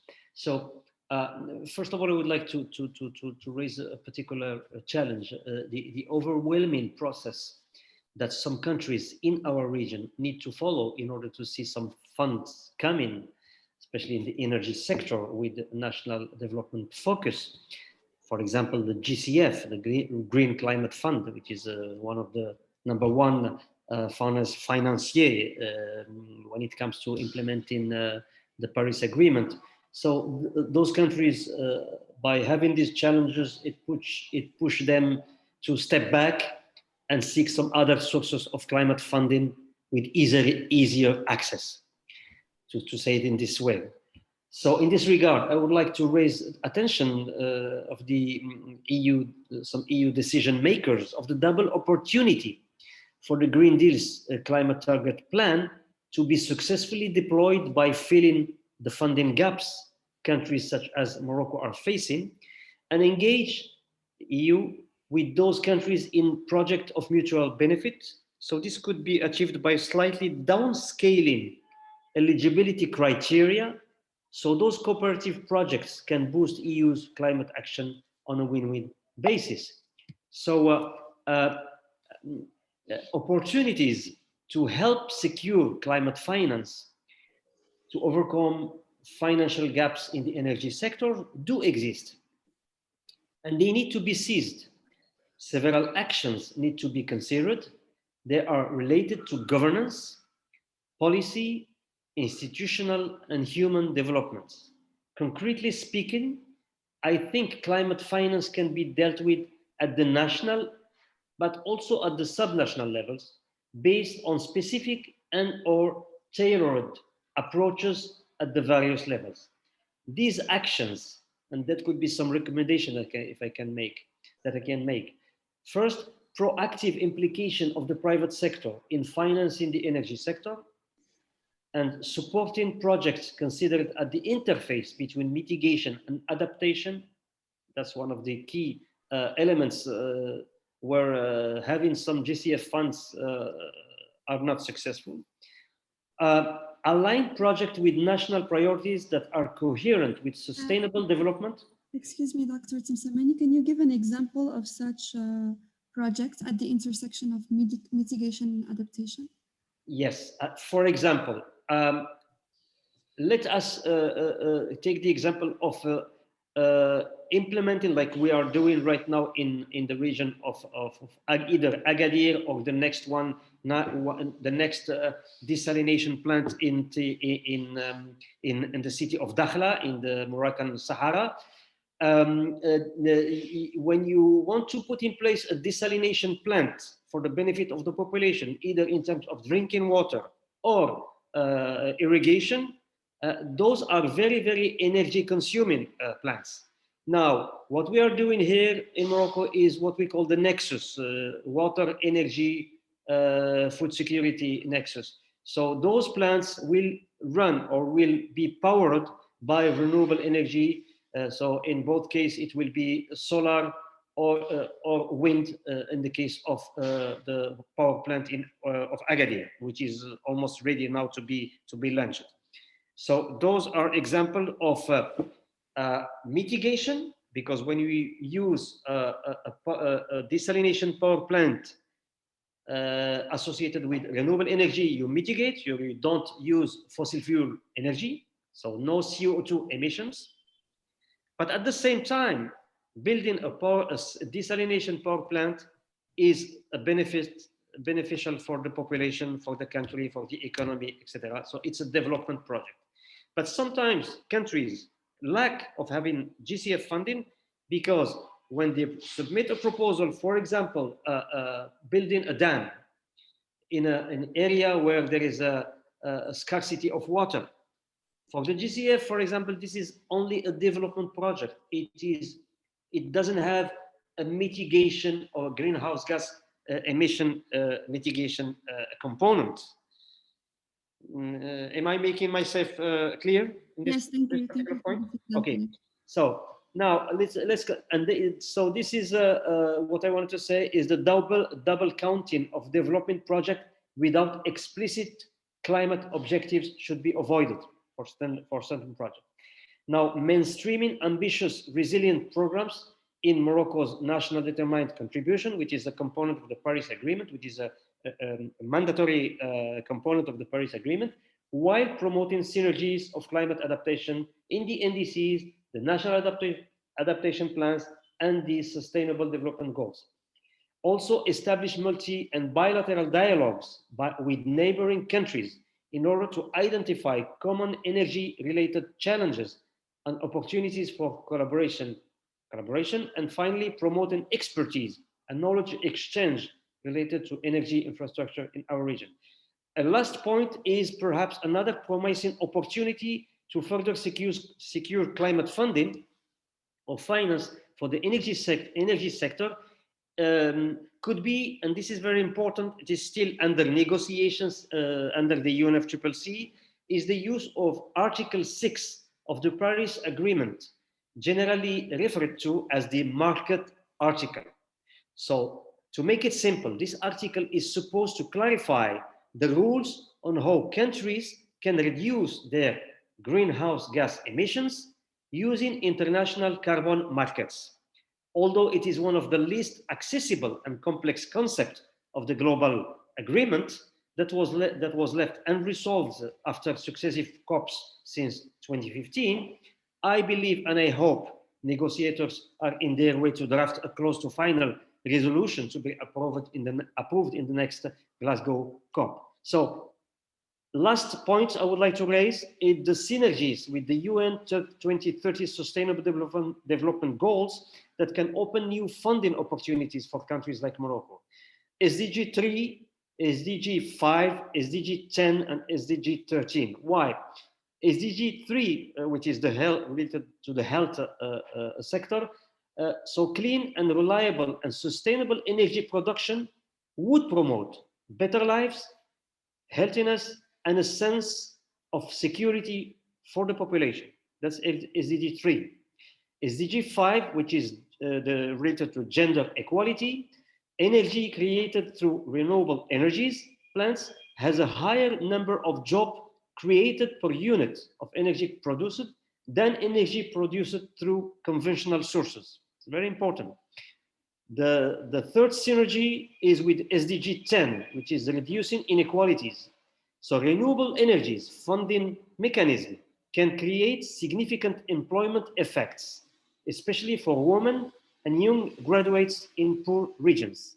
And the last one, SDG 13, which is related to climate change, the use and proper management of renewable energies in a national in a national way, smart grid, artificial intelligence, space control, etc., would make it possible to reduce polluting gas emissions, thus helping to improve the quality of the atmosphere, water, and oceans.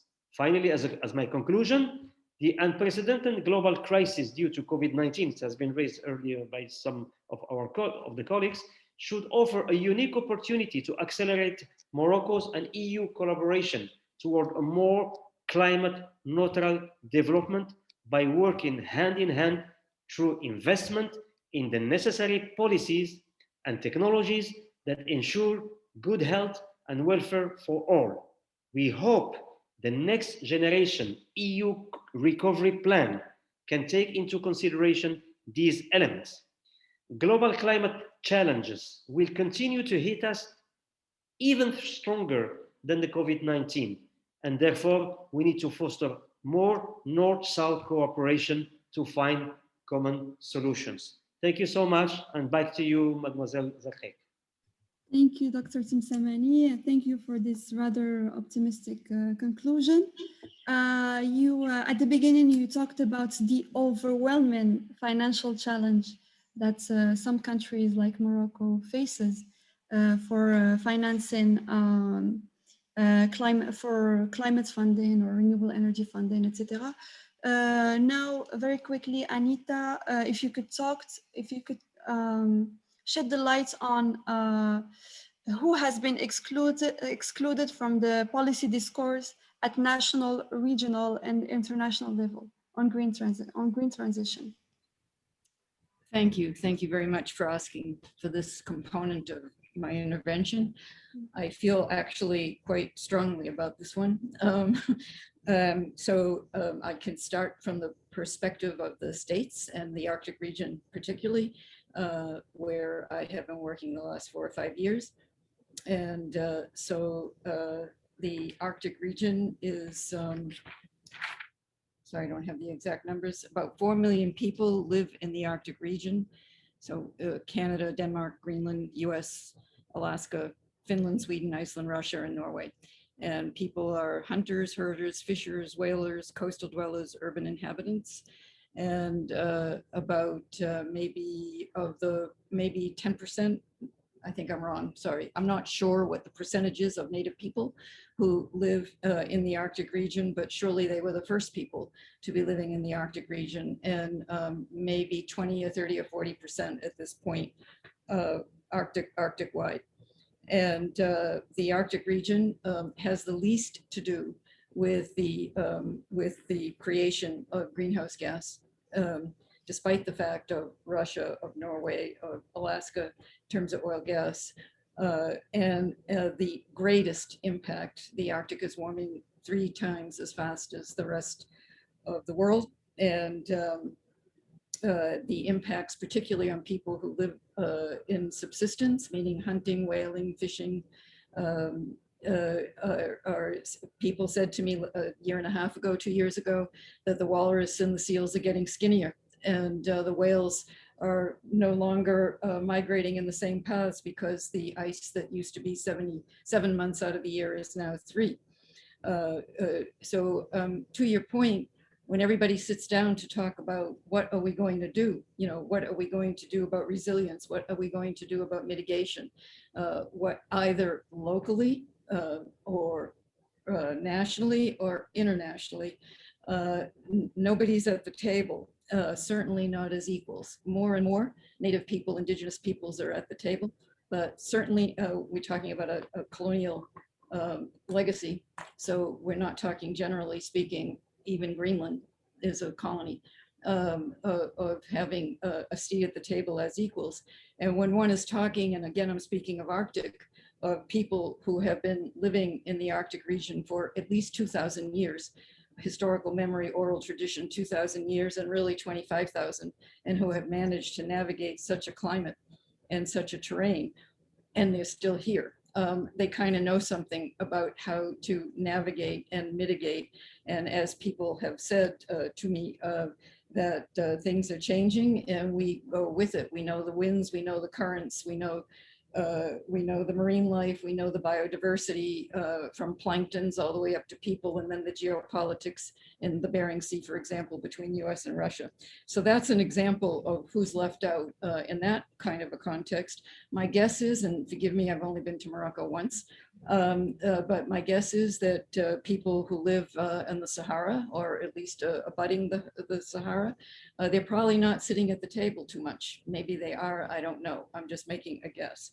But if we're talking about an urban context here, 52% of the population, then we're not talking about people who are living in balance in one way or another with environment, and they are doing the least to impact greenhouse gas and the least amount of seats at the table with the best amount of knowledge of how to engage in a balanced manner. And I would include, for people who are not living urban, and I'm not saying everyone's divided up urban like that, but the sensibility of people who have oral tradition, thousands of years, hundreds and thousands of years of knowing how to maintain balance, really should be at the table because they are people who can look at a situation and make an evaluation in current time, in current context, as a result of having that degree of history.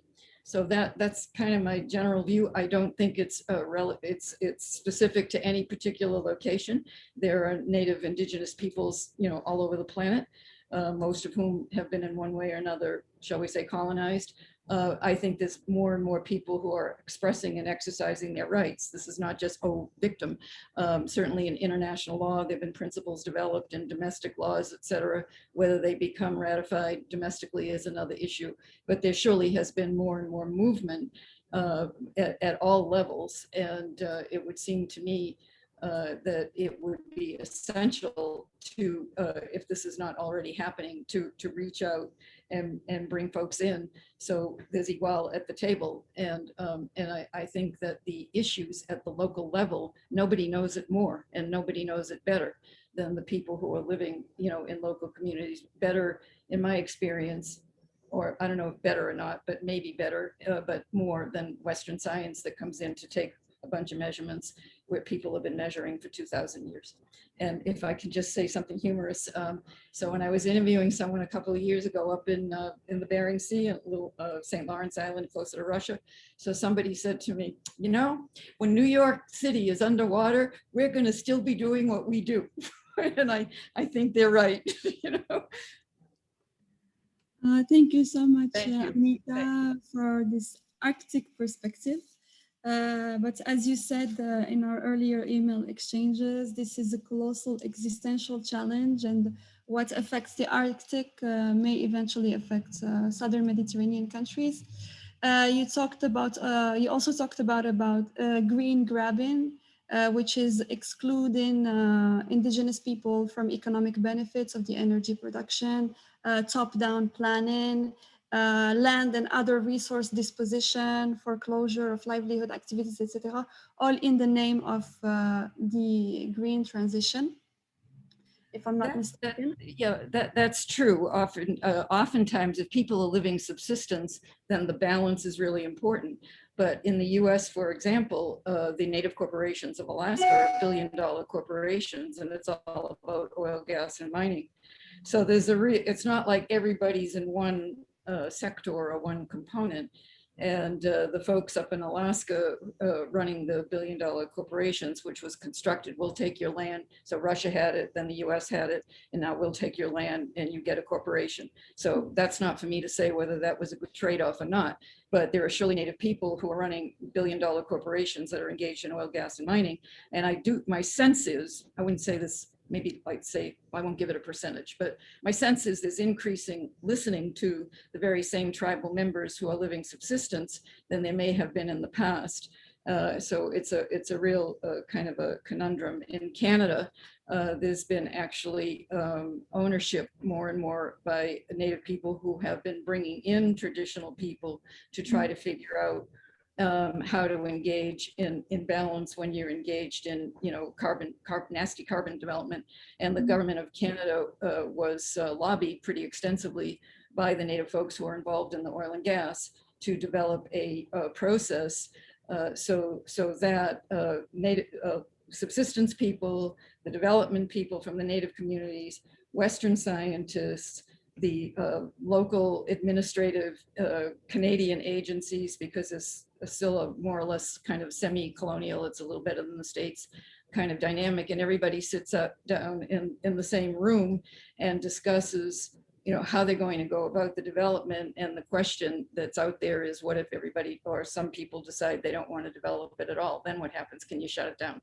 So those kinds of dynamics, I think are really important. But, and my sense is, I don't know if it applies to what you're all discussing, because it feels more like very urban, although I think that dynamic can be brought in, but also when you're talking about equity and equitabilities and who's left out and who's been marginalized, which I guess was the point, that there are plenty of people in Morocco, I think, who have or been marginalized as well in terms of process. I may be wrong about that.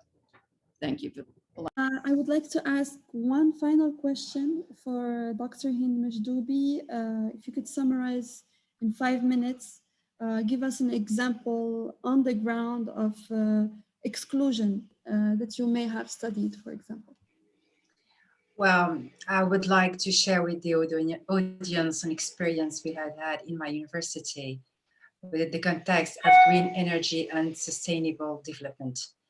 Actually, in April 2019, with the student team, we organized at my university, Ibn Tufayl University, a workshop that gathered different profiles of participants and partners. The major sponsor and participant was ENGIE, a big company that is global energy leader. The workshop was also sponsored by Hans Seidel Foundation. And we had also as participant l'ADEME, the Ecological Transition Agency of Nouvelle-Aquitaine, France. Among others participants, we counted the Moroccan Ministry of Energy, l'IRESEN, the Research Institute of the Solar Energy and Renewable Energy. We were also honored by the presence of experts, financial, civil society organizations, and others. The aim of the workshop was regulatory energy efficiency and development, with a focus on the city of Kenitra as a case study. Kenitra is a city in the north of Rabat, away from Rabat about 20 kilometers. Its economy was originally based on agriculture, but recently it became based also on industry, especially on the automotive industry sector. Therefore, the swift development that Kenitra has known leads to an important domestic migration because of the job opportunities. The population growth increases the pressure on mobility, building sector, public social economic services, etc., etc.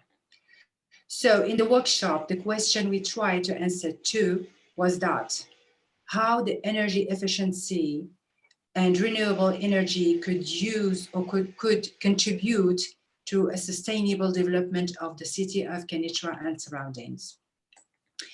Thus, an inventory of the city potentialities, including the energy efficiency potential, was the first step. Then, it was defined the Kenitra development objectives, the challenges, the obstacles. Also, foreign experiences was presented by experts from France and Tunisia, and the debate was open to a wide stakeholders panel.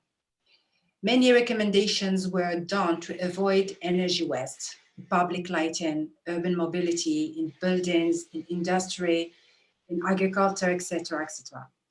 Recommendations concerned also energy sobriety, especially in public administration, and the transformation of Kenitra to a smart and connected city, which underlines the importance of the digital inclusion I talked before.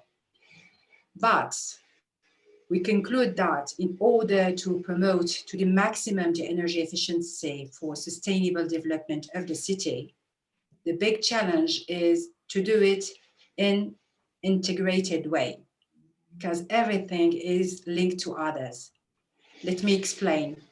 cannot fulfill the objective if populations in each member are not involved, if university is not the center of knowledge and innovation and does not have built bridges with all components of the society as private sectors, NGOs, public administrations, etc. In short, to develop the city sustainably, we should be aware that energy is needed in everything. So we cannot promote energy efficiency in industry without promoting it in buildings, in mobility, in public services, in agriculture, in tourism, etc. So the conclusion was that we need a sustainable, inclusive, and integrated vision and approach for the city development. The audience must wonder what is the benefit of the presentation of the workshop conclusions. I want to say this. In the European Green Deal, EU aspires to be a global leader and intend to do it by its Green Deal diplomacy. Therefore, I believe that the EU action should consider also in an integrated way the support for sustainable development in the Southern Mediterranean countries. Particularly, it's necessary to promote and support local actions taking into account their cultural specificities to achieve, of course, global goals in order to participate to sustainable development. And thank you for your attention. Thank you so much, Dr. Hind. If I may conclude today's interventions with my own intervention, as I forgot to mention during the introduction that I will be contributing as well to this debate. Personally, I reflected on my intervention, will serve to highlight the possibility of introducing a new carbon pricing mechanism in Morocco in view of the carbon border adjustment mechanism that has been announced by the EU. So I will share a little presentation with you. This will serve as a sort of reflection on a possible carbon pricing mechanism in Morocco. I know no one wants to talk about additional taxes, and especially no one wants to think about them. And that's why most people, if you look at the pyramid to your right, never get out of the two levels. But we as policy people, if we really want to make a difference, we need to get to the third, which is anticipation. Because if we don't look into the future, it will be hard to be relevant once it arrives. So if we go back in time in December 2019, the European Commission adopted its landmark European Green Deal with the major milestone of achieving carbon neutrality by 2050, of course, as we mentioned before. And also recently, the EU commitment to reduce net GHG emission by at least 55% by 2030 was made into a law. And finally, the European Commission also voted to apply a WTO-compatible carbon border adjustment mechanism starting January 2023. Therefore, the scope of the policy initiatives set out in the Green Deal will extend far beyond EU borders and into Southern Mediterranean countries. Moreover, recently a G7 communication acknowledged the risk of carbon leakage and recognized the potential of high integrity carbon markets and carbon pricing to foster cost-efficient reductions in emission levels, drive innovation, and enable transformation to a net zero. So there is a clear global or international consensus acknowledging carbon leakage and the need maybe for a carbon border adjustment mechanism. So between parentheses, the design or the intention of the carbon border adjustment mechanism is not the subject of my intervention today, as this is beside the point. I will only go I will not go over, for example, protectionism or which countries or important goods might be taxed. And of course, even if I wanted to, I wouldn't be able to possibly do so, as The CBA will only be published starting July. So my intervention will serve to only highlight that we can anticipate in this by reflecting domestically on implementing a carbon package with the possibility of introducing a carbon pricing policy while being mindful to distributional concern and impacts. So that way, Morocco can still export electricity and other products while keeping the stream of money inside the country, using carbon pricing revenues to enhance public welfare rather than paying the CBA tax to the EU. So as it can be highlighted by the map that you can see, carbon pricing has gained increasing momentum over the past few years, and economists agree that a carbon package comprising of a carbon tax coupled with public spending and regulation can maximize welfare. This year, in 2021, there are 64 carbon pricing instruments in operation globally and 3 scheduled. This covers 21.5% of global GHG emissions, which is a significant improvement compared to last year, and which is largely due to the launch of China's national emission trading instruments, which will be the world's largest carbon market, as you know.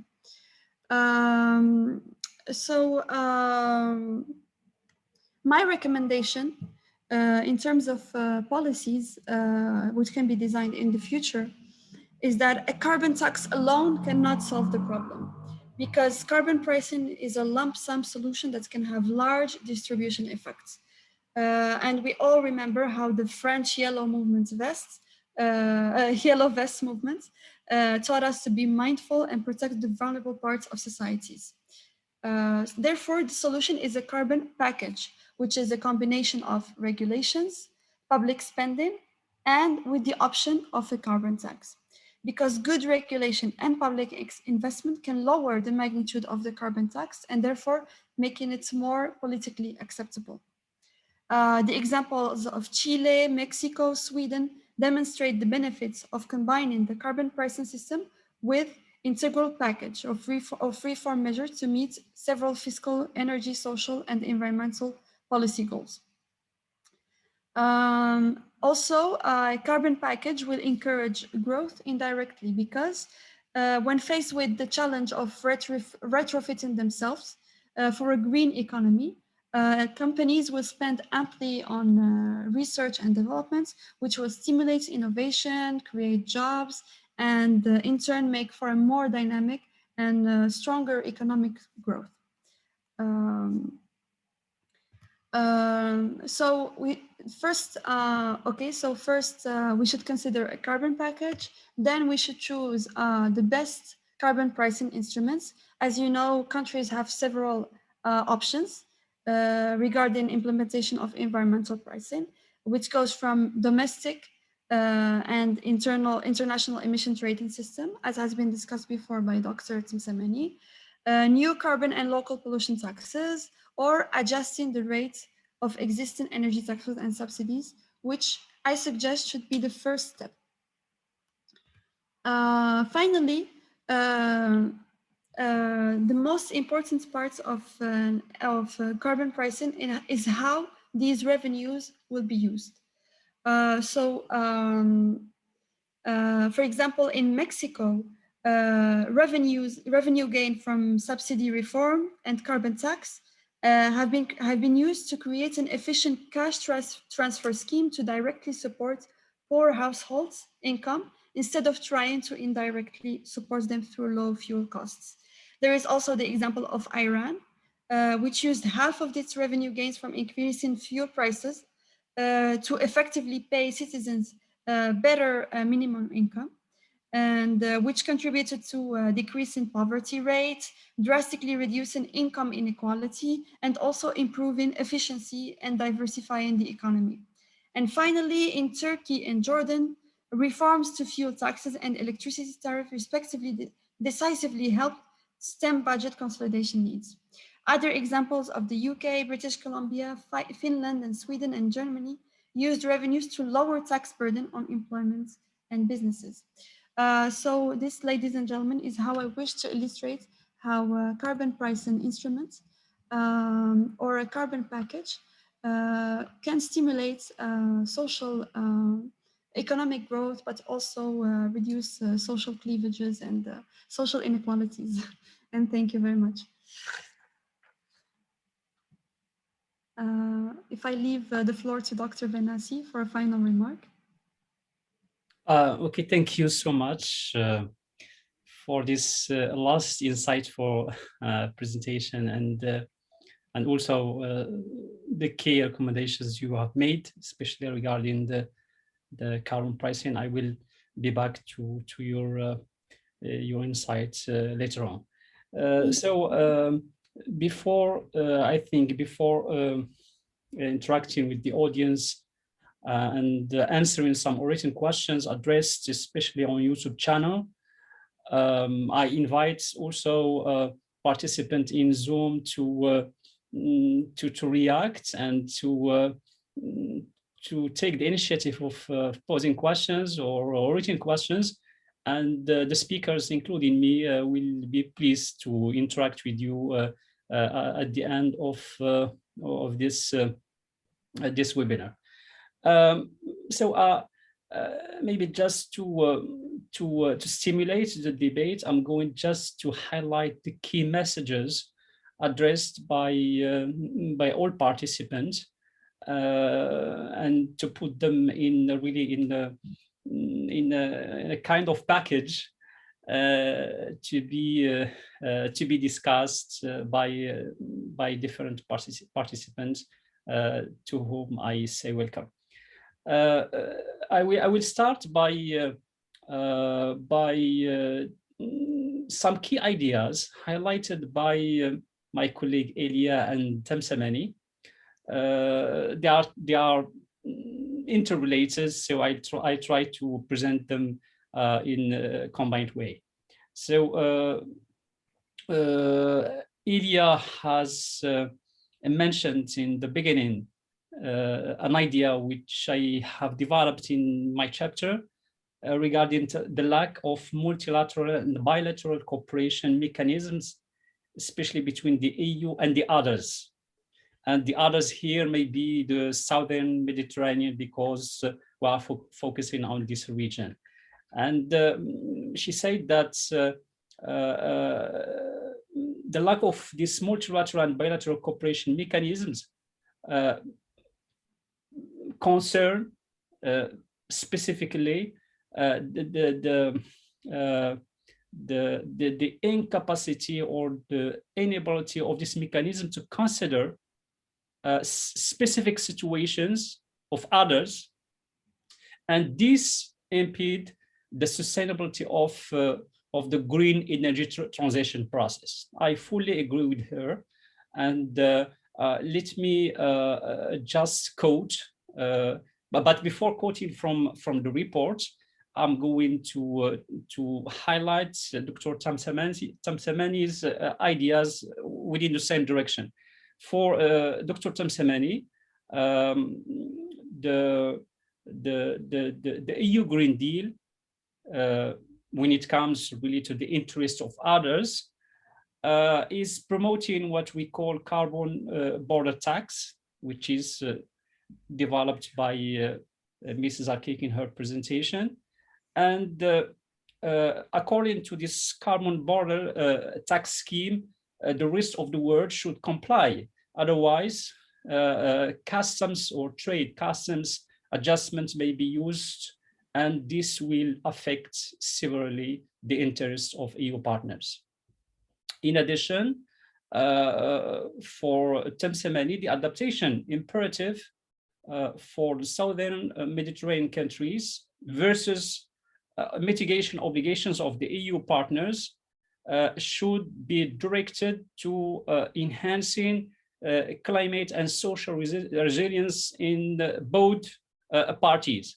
Otherwise, this transformation in the EU will be detrimental for the interest of the others, especially the EU partners. So I'm going to quote from my chapter two paragraphs which have covered this aspect, but the inputs of speakers are highly appreciated because they provided a new perspective.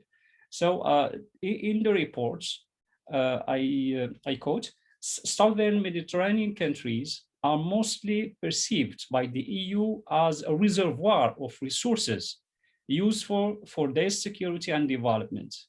Such a setting is behind many resource-related conflicts in this region. Within the EU Green Deal, this perception is increasingly inappropriate due to shared risks and challenges.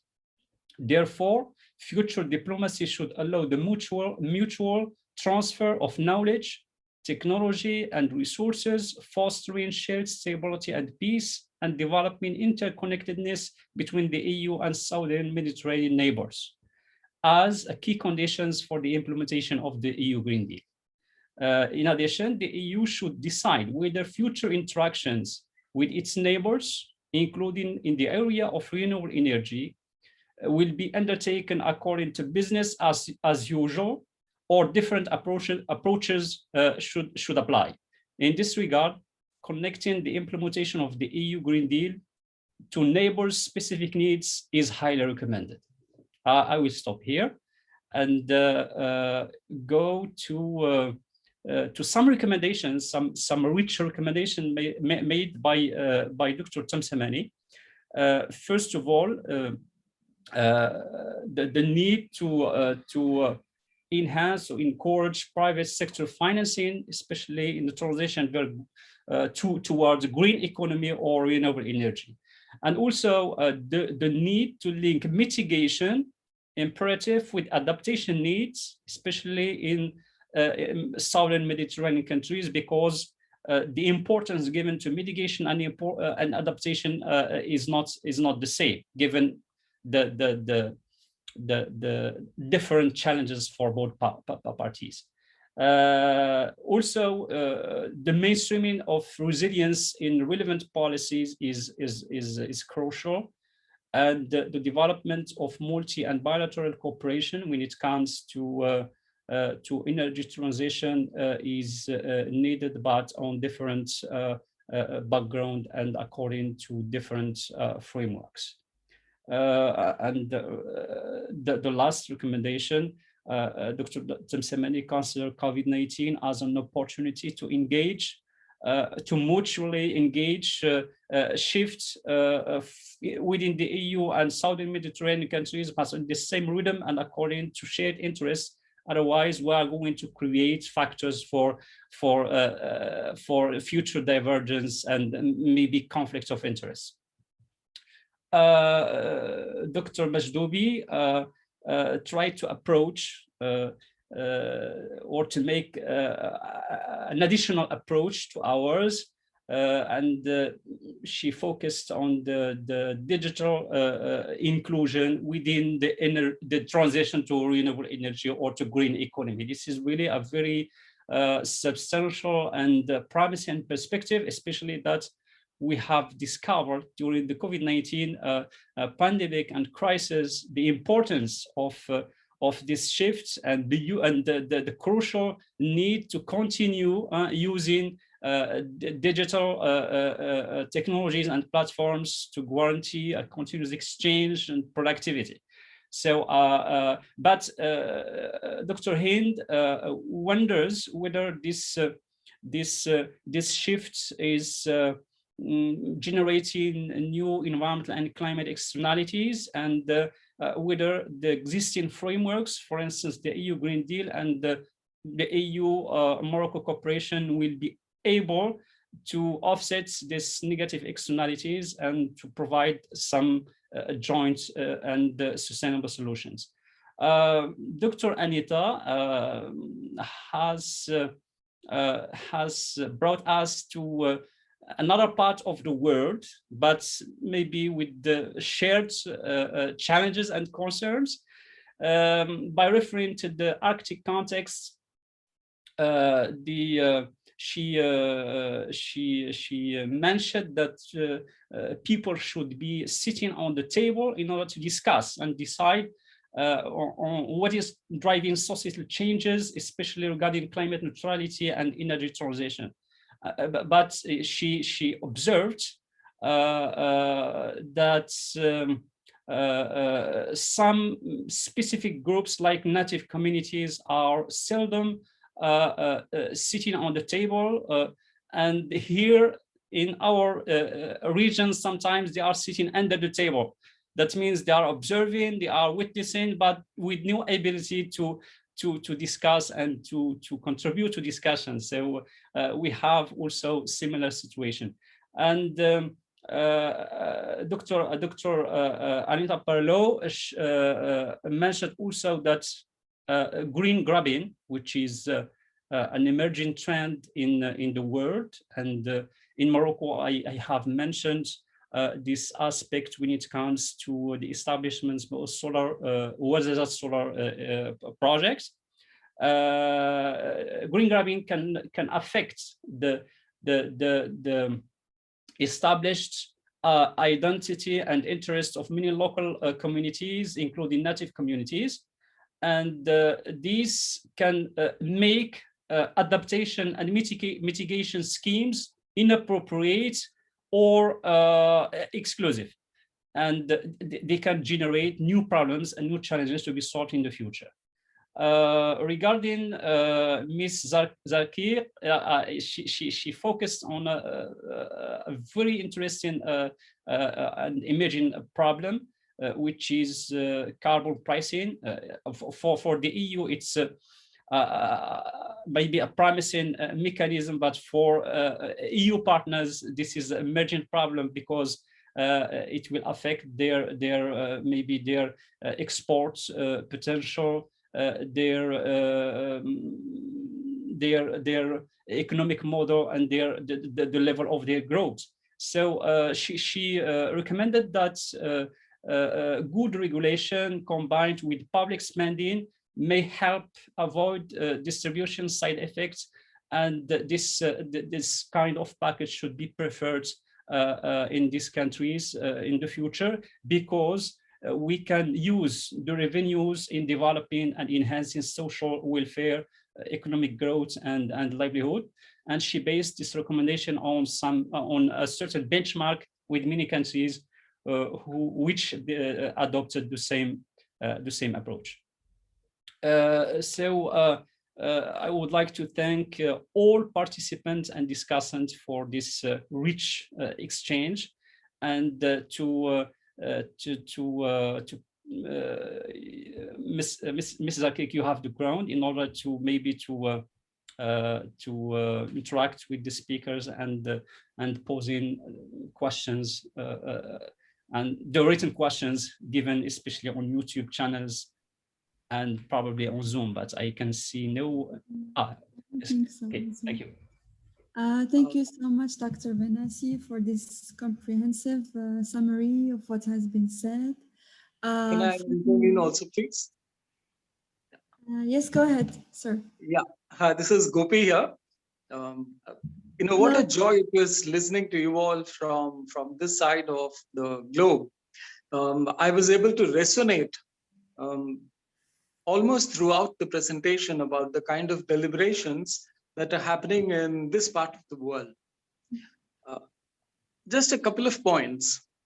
Even as we are moving towards the Glasgow meeting and then trying to fulfill our sustainable development goals, the need for empirical evidences about what Med and me would like to highlight in our forthcoming chapter is the limits and limitations of policy prescriptions. I think that is a very important governance related element. And I'll take just half a minute to explain what that is. You know, even as there could be a policy prescription that says, let us move towards renewables, that prescription itself comes with a large number of limitations. Are we technologically prepared? Are all stakeholders' capacity built enough to be able to respond to the calls for action? Are we also looking at the environmental impacts through the entire life cycle? And finally, what is a strategy for transitions? I think these are important questions that will define the limits and limitations of policy prescriptions. One final observation, is it possible also to link policies which are intents with plans? What are the kinds of programs that will be embedded within plans, and then the projects that will be translated, that will translate an intent into a reality at the grassroots level? Thank you, Med, and thank you all so much for allowing me to intervene. I will, along with Med's help, soon organize a large meeting on the ESG framework, which will be an enabler for fulfilling commitments. I will extend my invitation to all of you and hope, wish, and pray you will be able to join. God bless you all. Take care. Thank you so much. Thank you, Gopi. Before you go, would you tell us where you're from? I'm speaking from what is called the National Capital Region, Delhi, India. I've been working closely with, I've been associated with Med for more than a decade now. Wow, thank you so much for joining us from all the way from Delhi. Are you writing? Please let me just say a few words about Gopi, because it's really an opportunity for my colleagues and also for many students joining us to interact with him, because he is among the few experts in India with very solid knowledge and expertise. He has participated in the implementation process of ozone protocol and ensured the success of this protocol within some developing countries and emerging countries like India. Also, we have collaborated during the last decades on many joint publications and events. And in the near future, we are going to organize an international conference from New Delhi, focused on energy issues. And I seize the opportunity to invite all of you to join us during this event.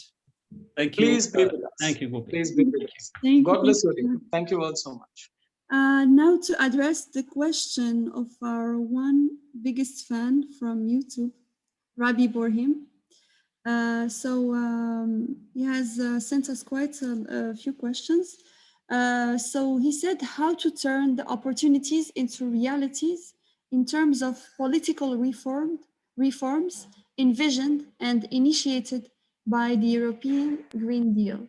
Ladies and gentlemen, if you're not too tired to answer, of course. Okay, maybe I invite my colleague Elia and Olaf to address this question, because it is linked to the EU context, and you are more knowledgeable than me in regarding this context. So the question was how to turn the opportunities into reality in terms of political reforms envisioned and initiated by the European Green Deal.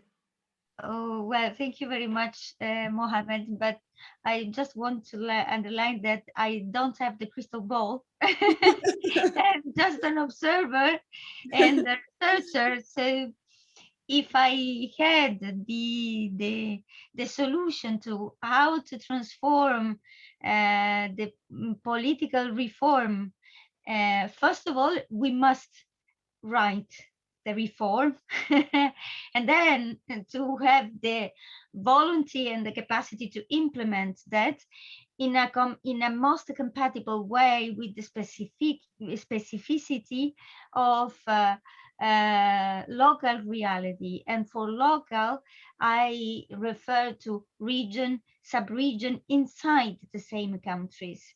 So it's a kind of a matter of idea, sharing and learning from best practices. And here I would like to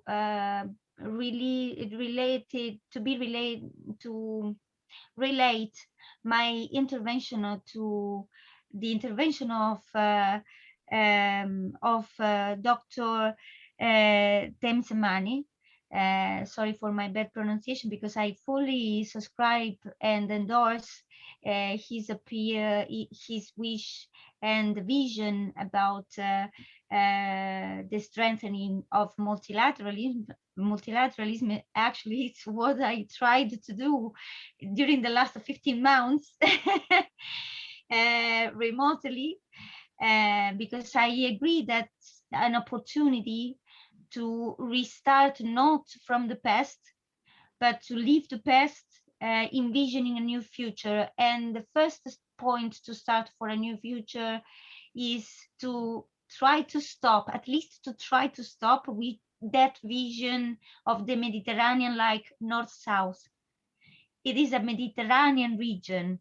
The same approach that Mohamed know better than me, and we try to use with the MEDEC report, right?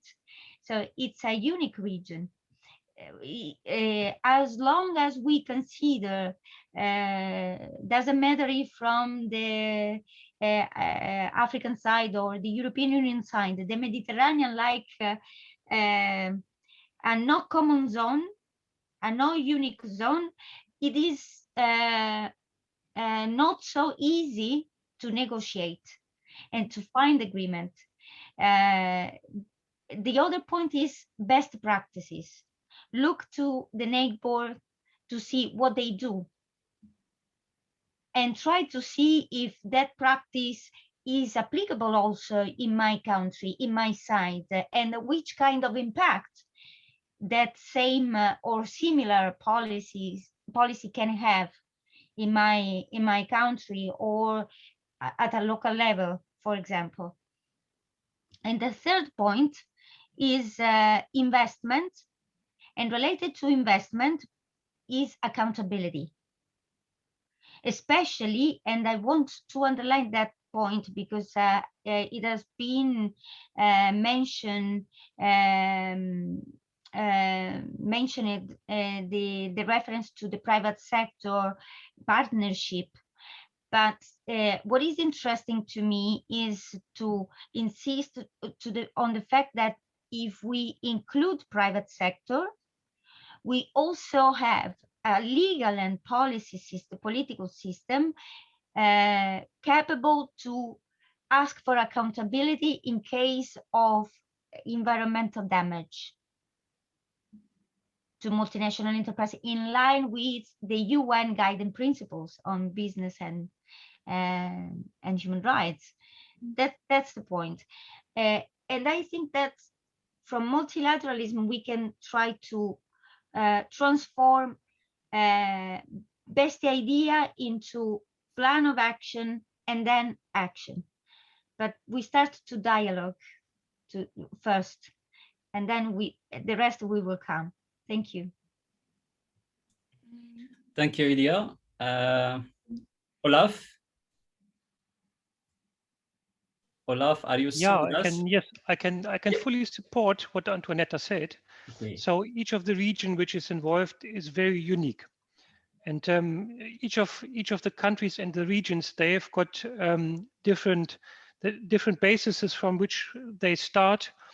And what I assume is that we must find common research. We must go into probably different directions to discuss the results we can do by the research we need for the environment and for the energy consumption.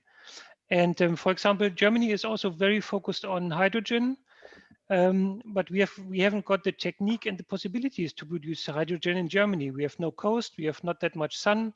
but we know we have got some technical ideas and solutions for the production.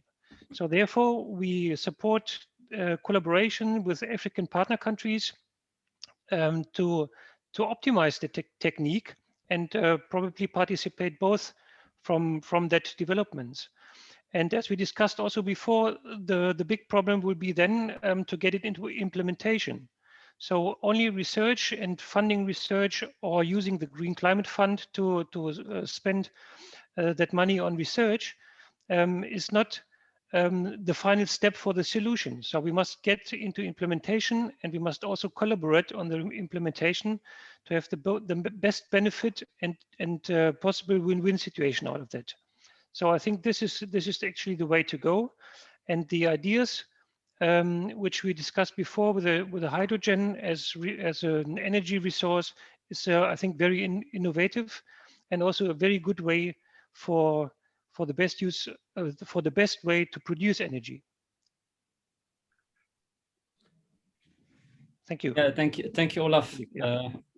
Very interesting initiatives and also vision.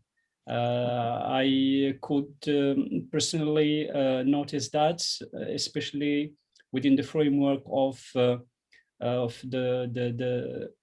call for projects initiated in Africa, and especially in some sub-Saharan countries and South Africa, within which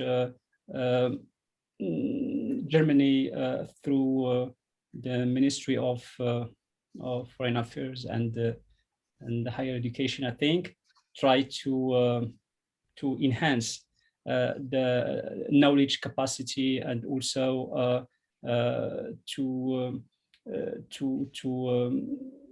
enhance actions on the ground when it comes to adaptation of many sectors like agriculture, in its link with food security and natural resource management. So I think this is one of the examples where we have projects and also actions on the ground in order to implement projects in other countries, in non-EU countries. I will add just one aspect regarding this question. Maybe it's political, because you have mentioned some I think research, technical, economic, and I will add some political and maybe ideological aspects.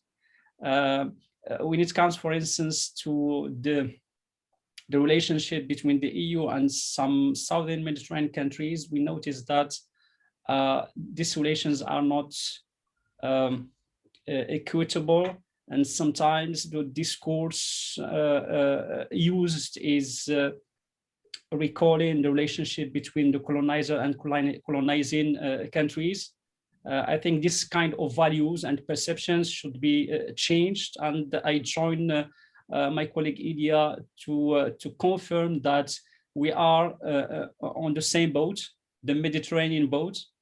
If we sink, we are going to sink all, and we are saved, we are going to be saved all. So we have to shape future policies and implementation mechanisms and the perception of challenges according to this mindset. Otherwise, we are going to regenerate conflict and inequalities. So you can move to the second question. Last question today. The question was, are neighborhood policies capable of giving concrete expression to the spirit or philosophy of the green economy between the North with its wealth and industries and the South with its failures? I believe this is a big word. Yes, yeah.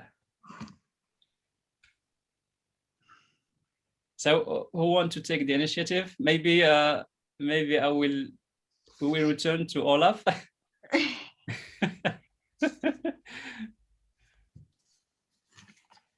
So do you think that the EU neighborhood policy is a favorable framework to help accelerate the green transformation or in the Mediterranean region, or this policy is still like a constraint, a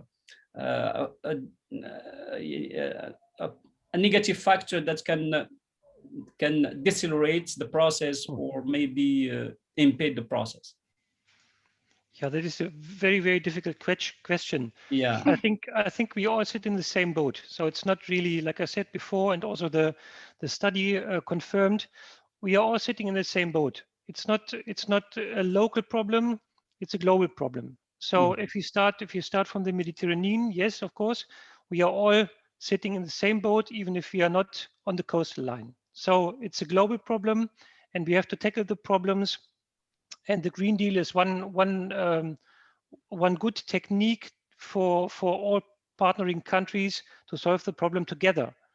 Yeah, because it's not stopping in front of the borders. So we have to exchange the ideas.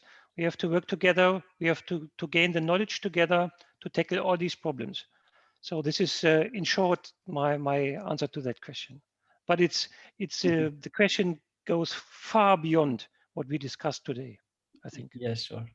Okay, so if there is no one who want to add something or to, Mohamed, if I can, yes, I would like to reutilize the words of the president of my president of the Republic, Italy. Mm-hmm.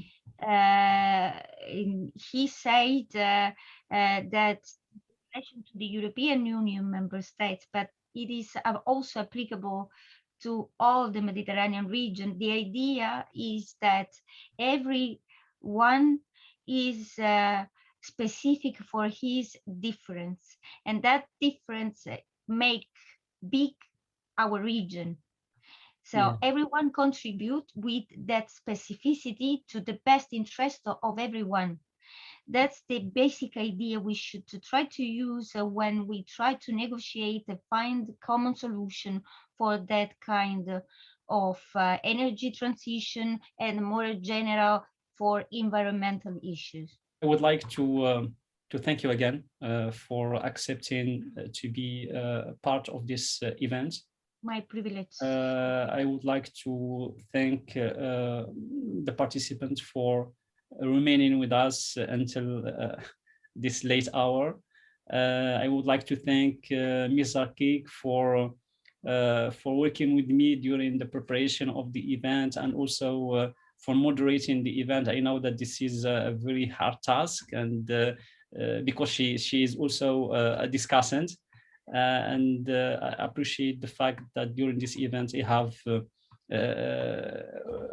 have worked again with old friends and discovered new ones. So thank you so much. And let me just say one final word, is that even if we have spoken about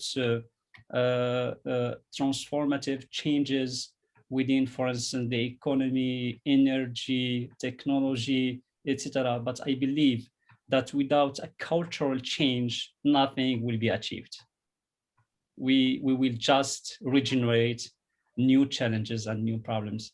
So cultural change will give us the possibility to shape shared values, shared perceptions of challenges, and also to diversify our response mechanism, taking into consideration specific needs and expectations. Thank you so much, and keep in touch. Thank you. Thank you very much. Yeah, Thank bye-bye. you very Thank much you. for your kind invitation. Thank you. Thank you very much. I learned a lot Mohamed. today. It will be a pleasure. Thank you very much. Thank you. Thank you. Bye-bye. Bye-bye. Keep well. Bye-bye.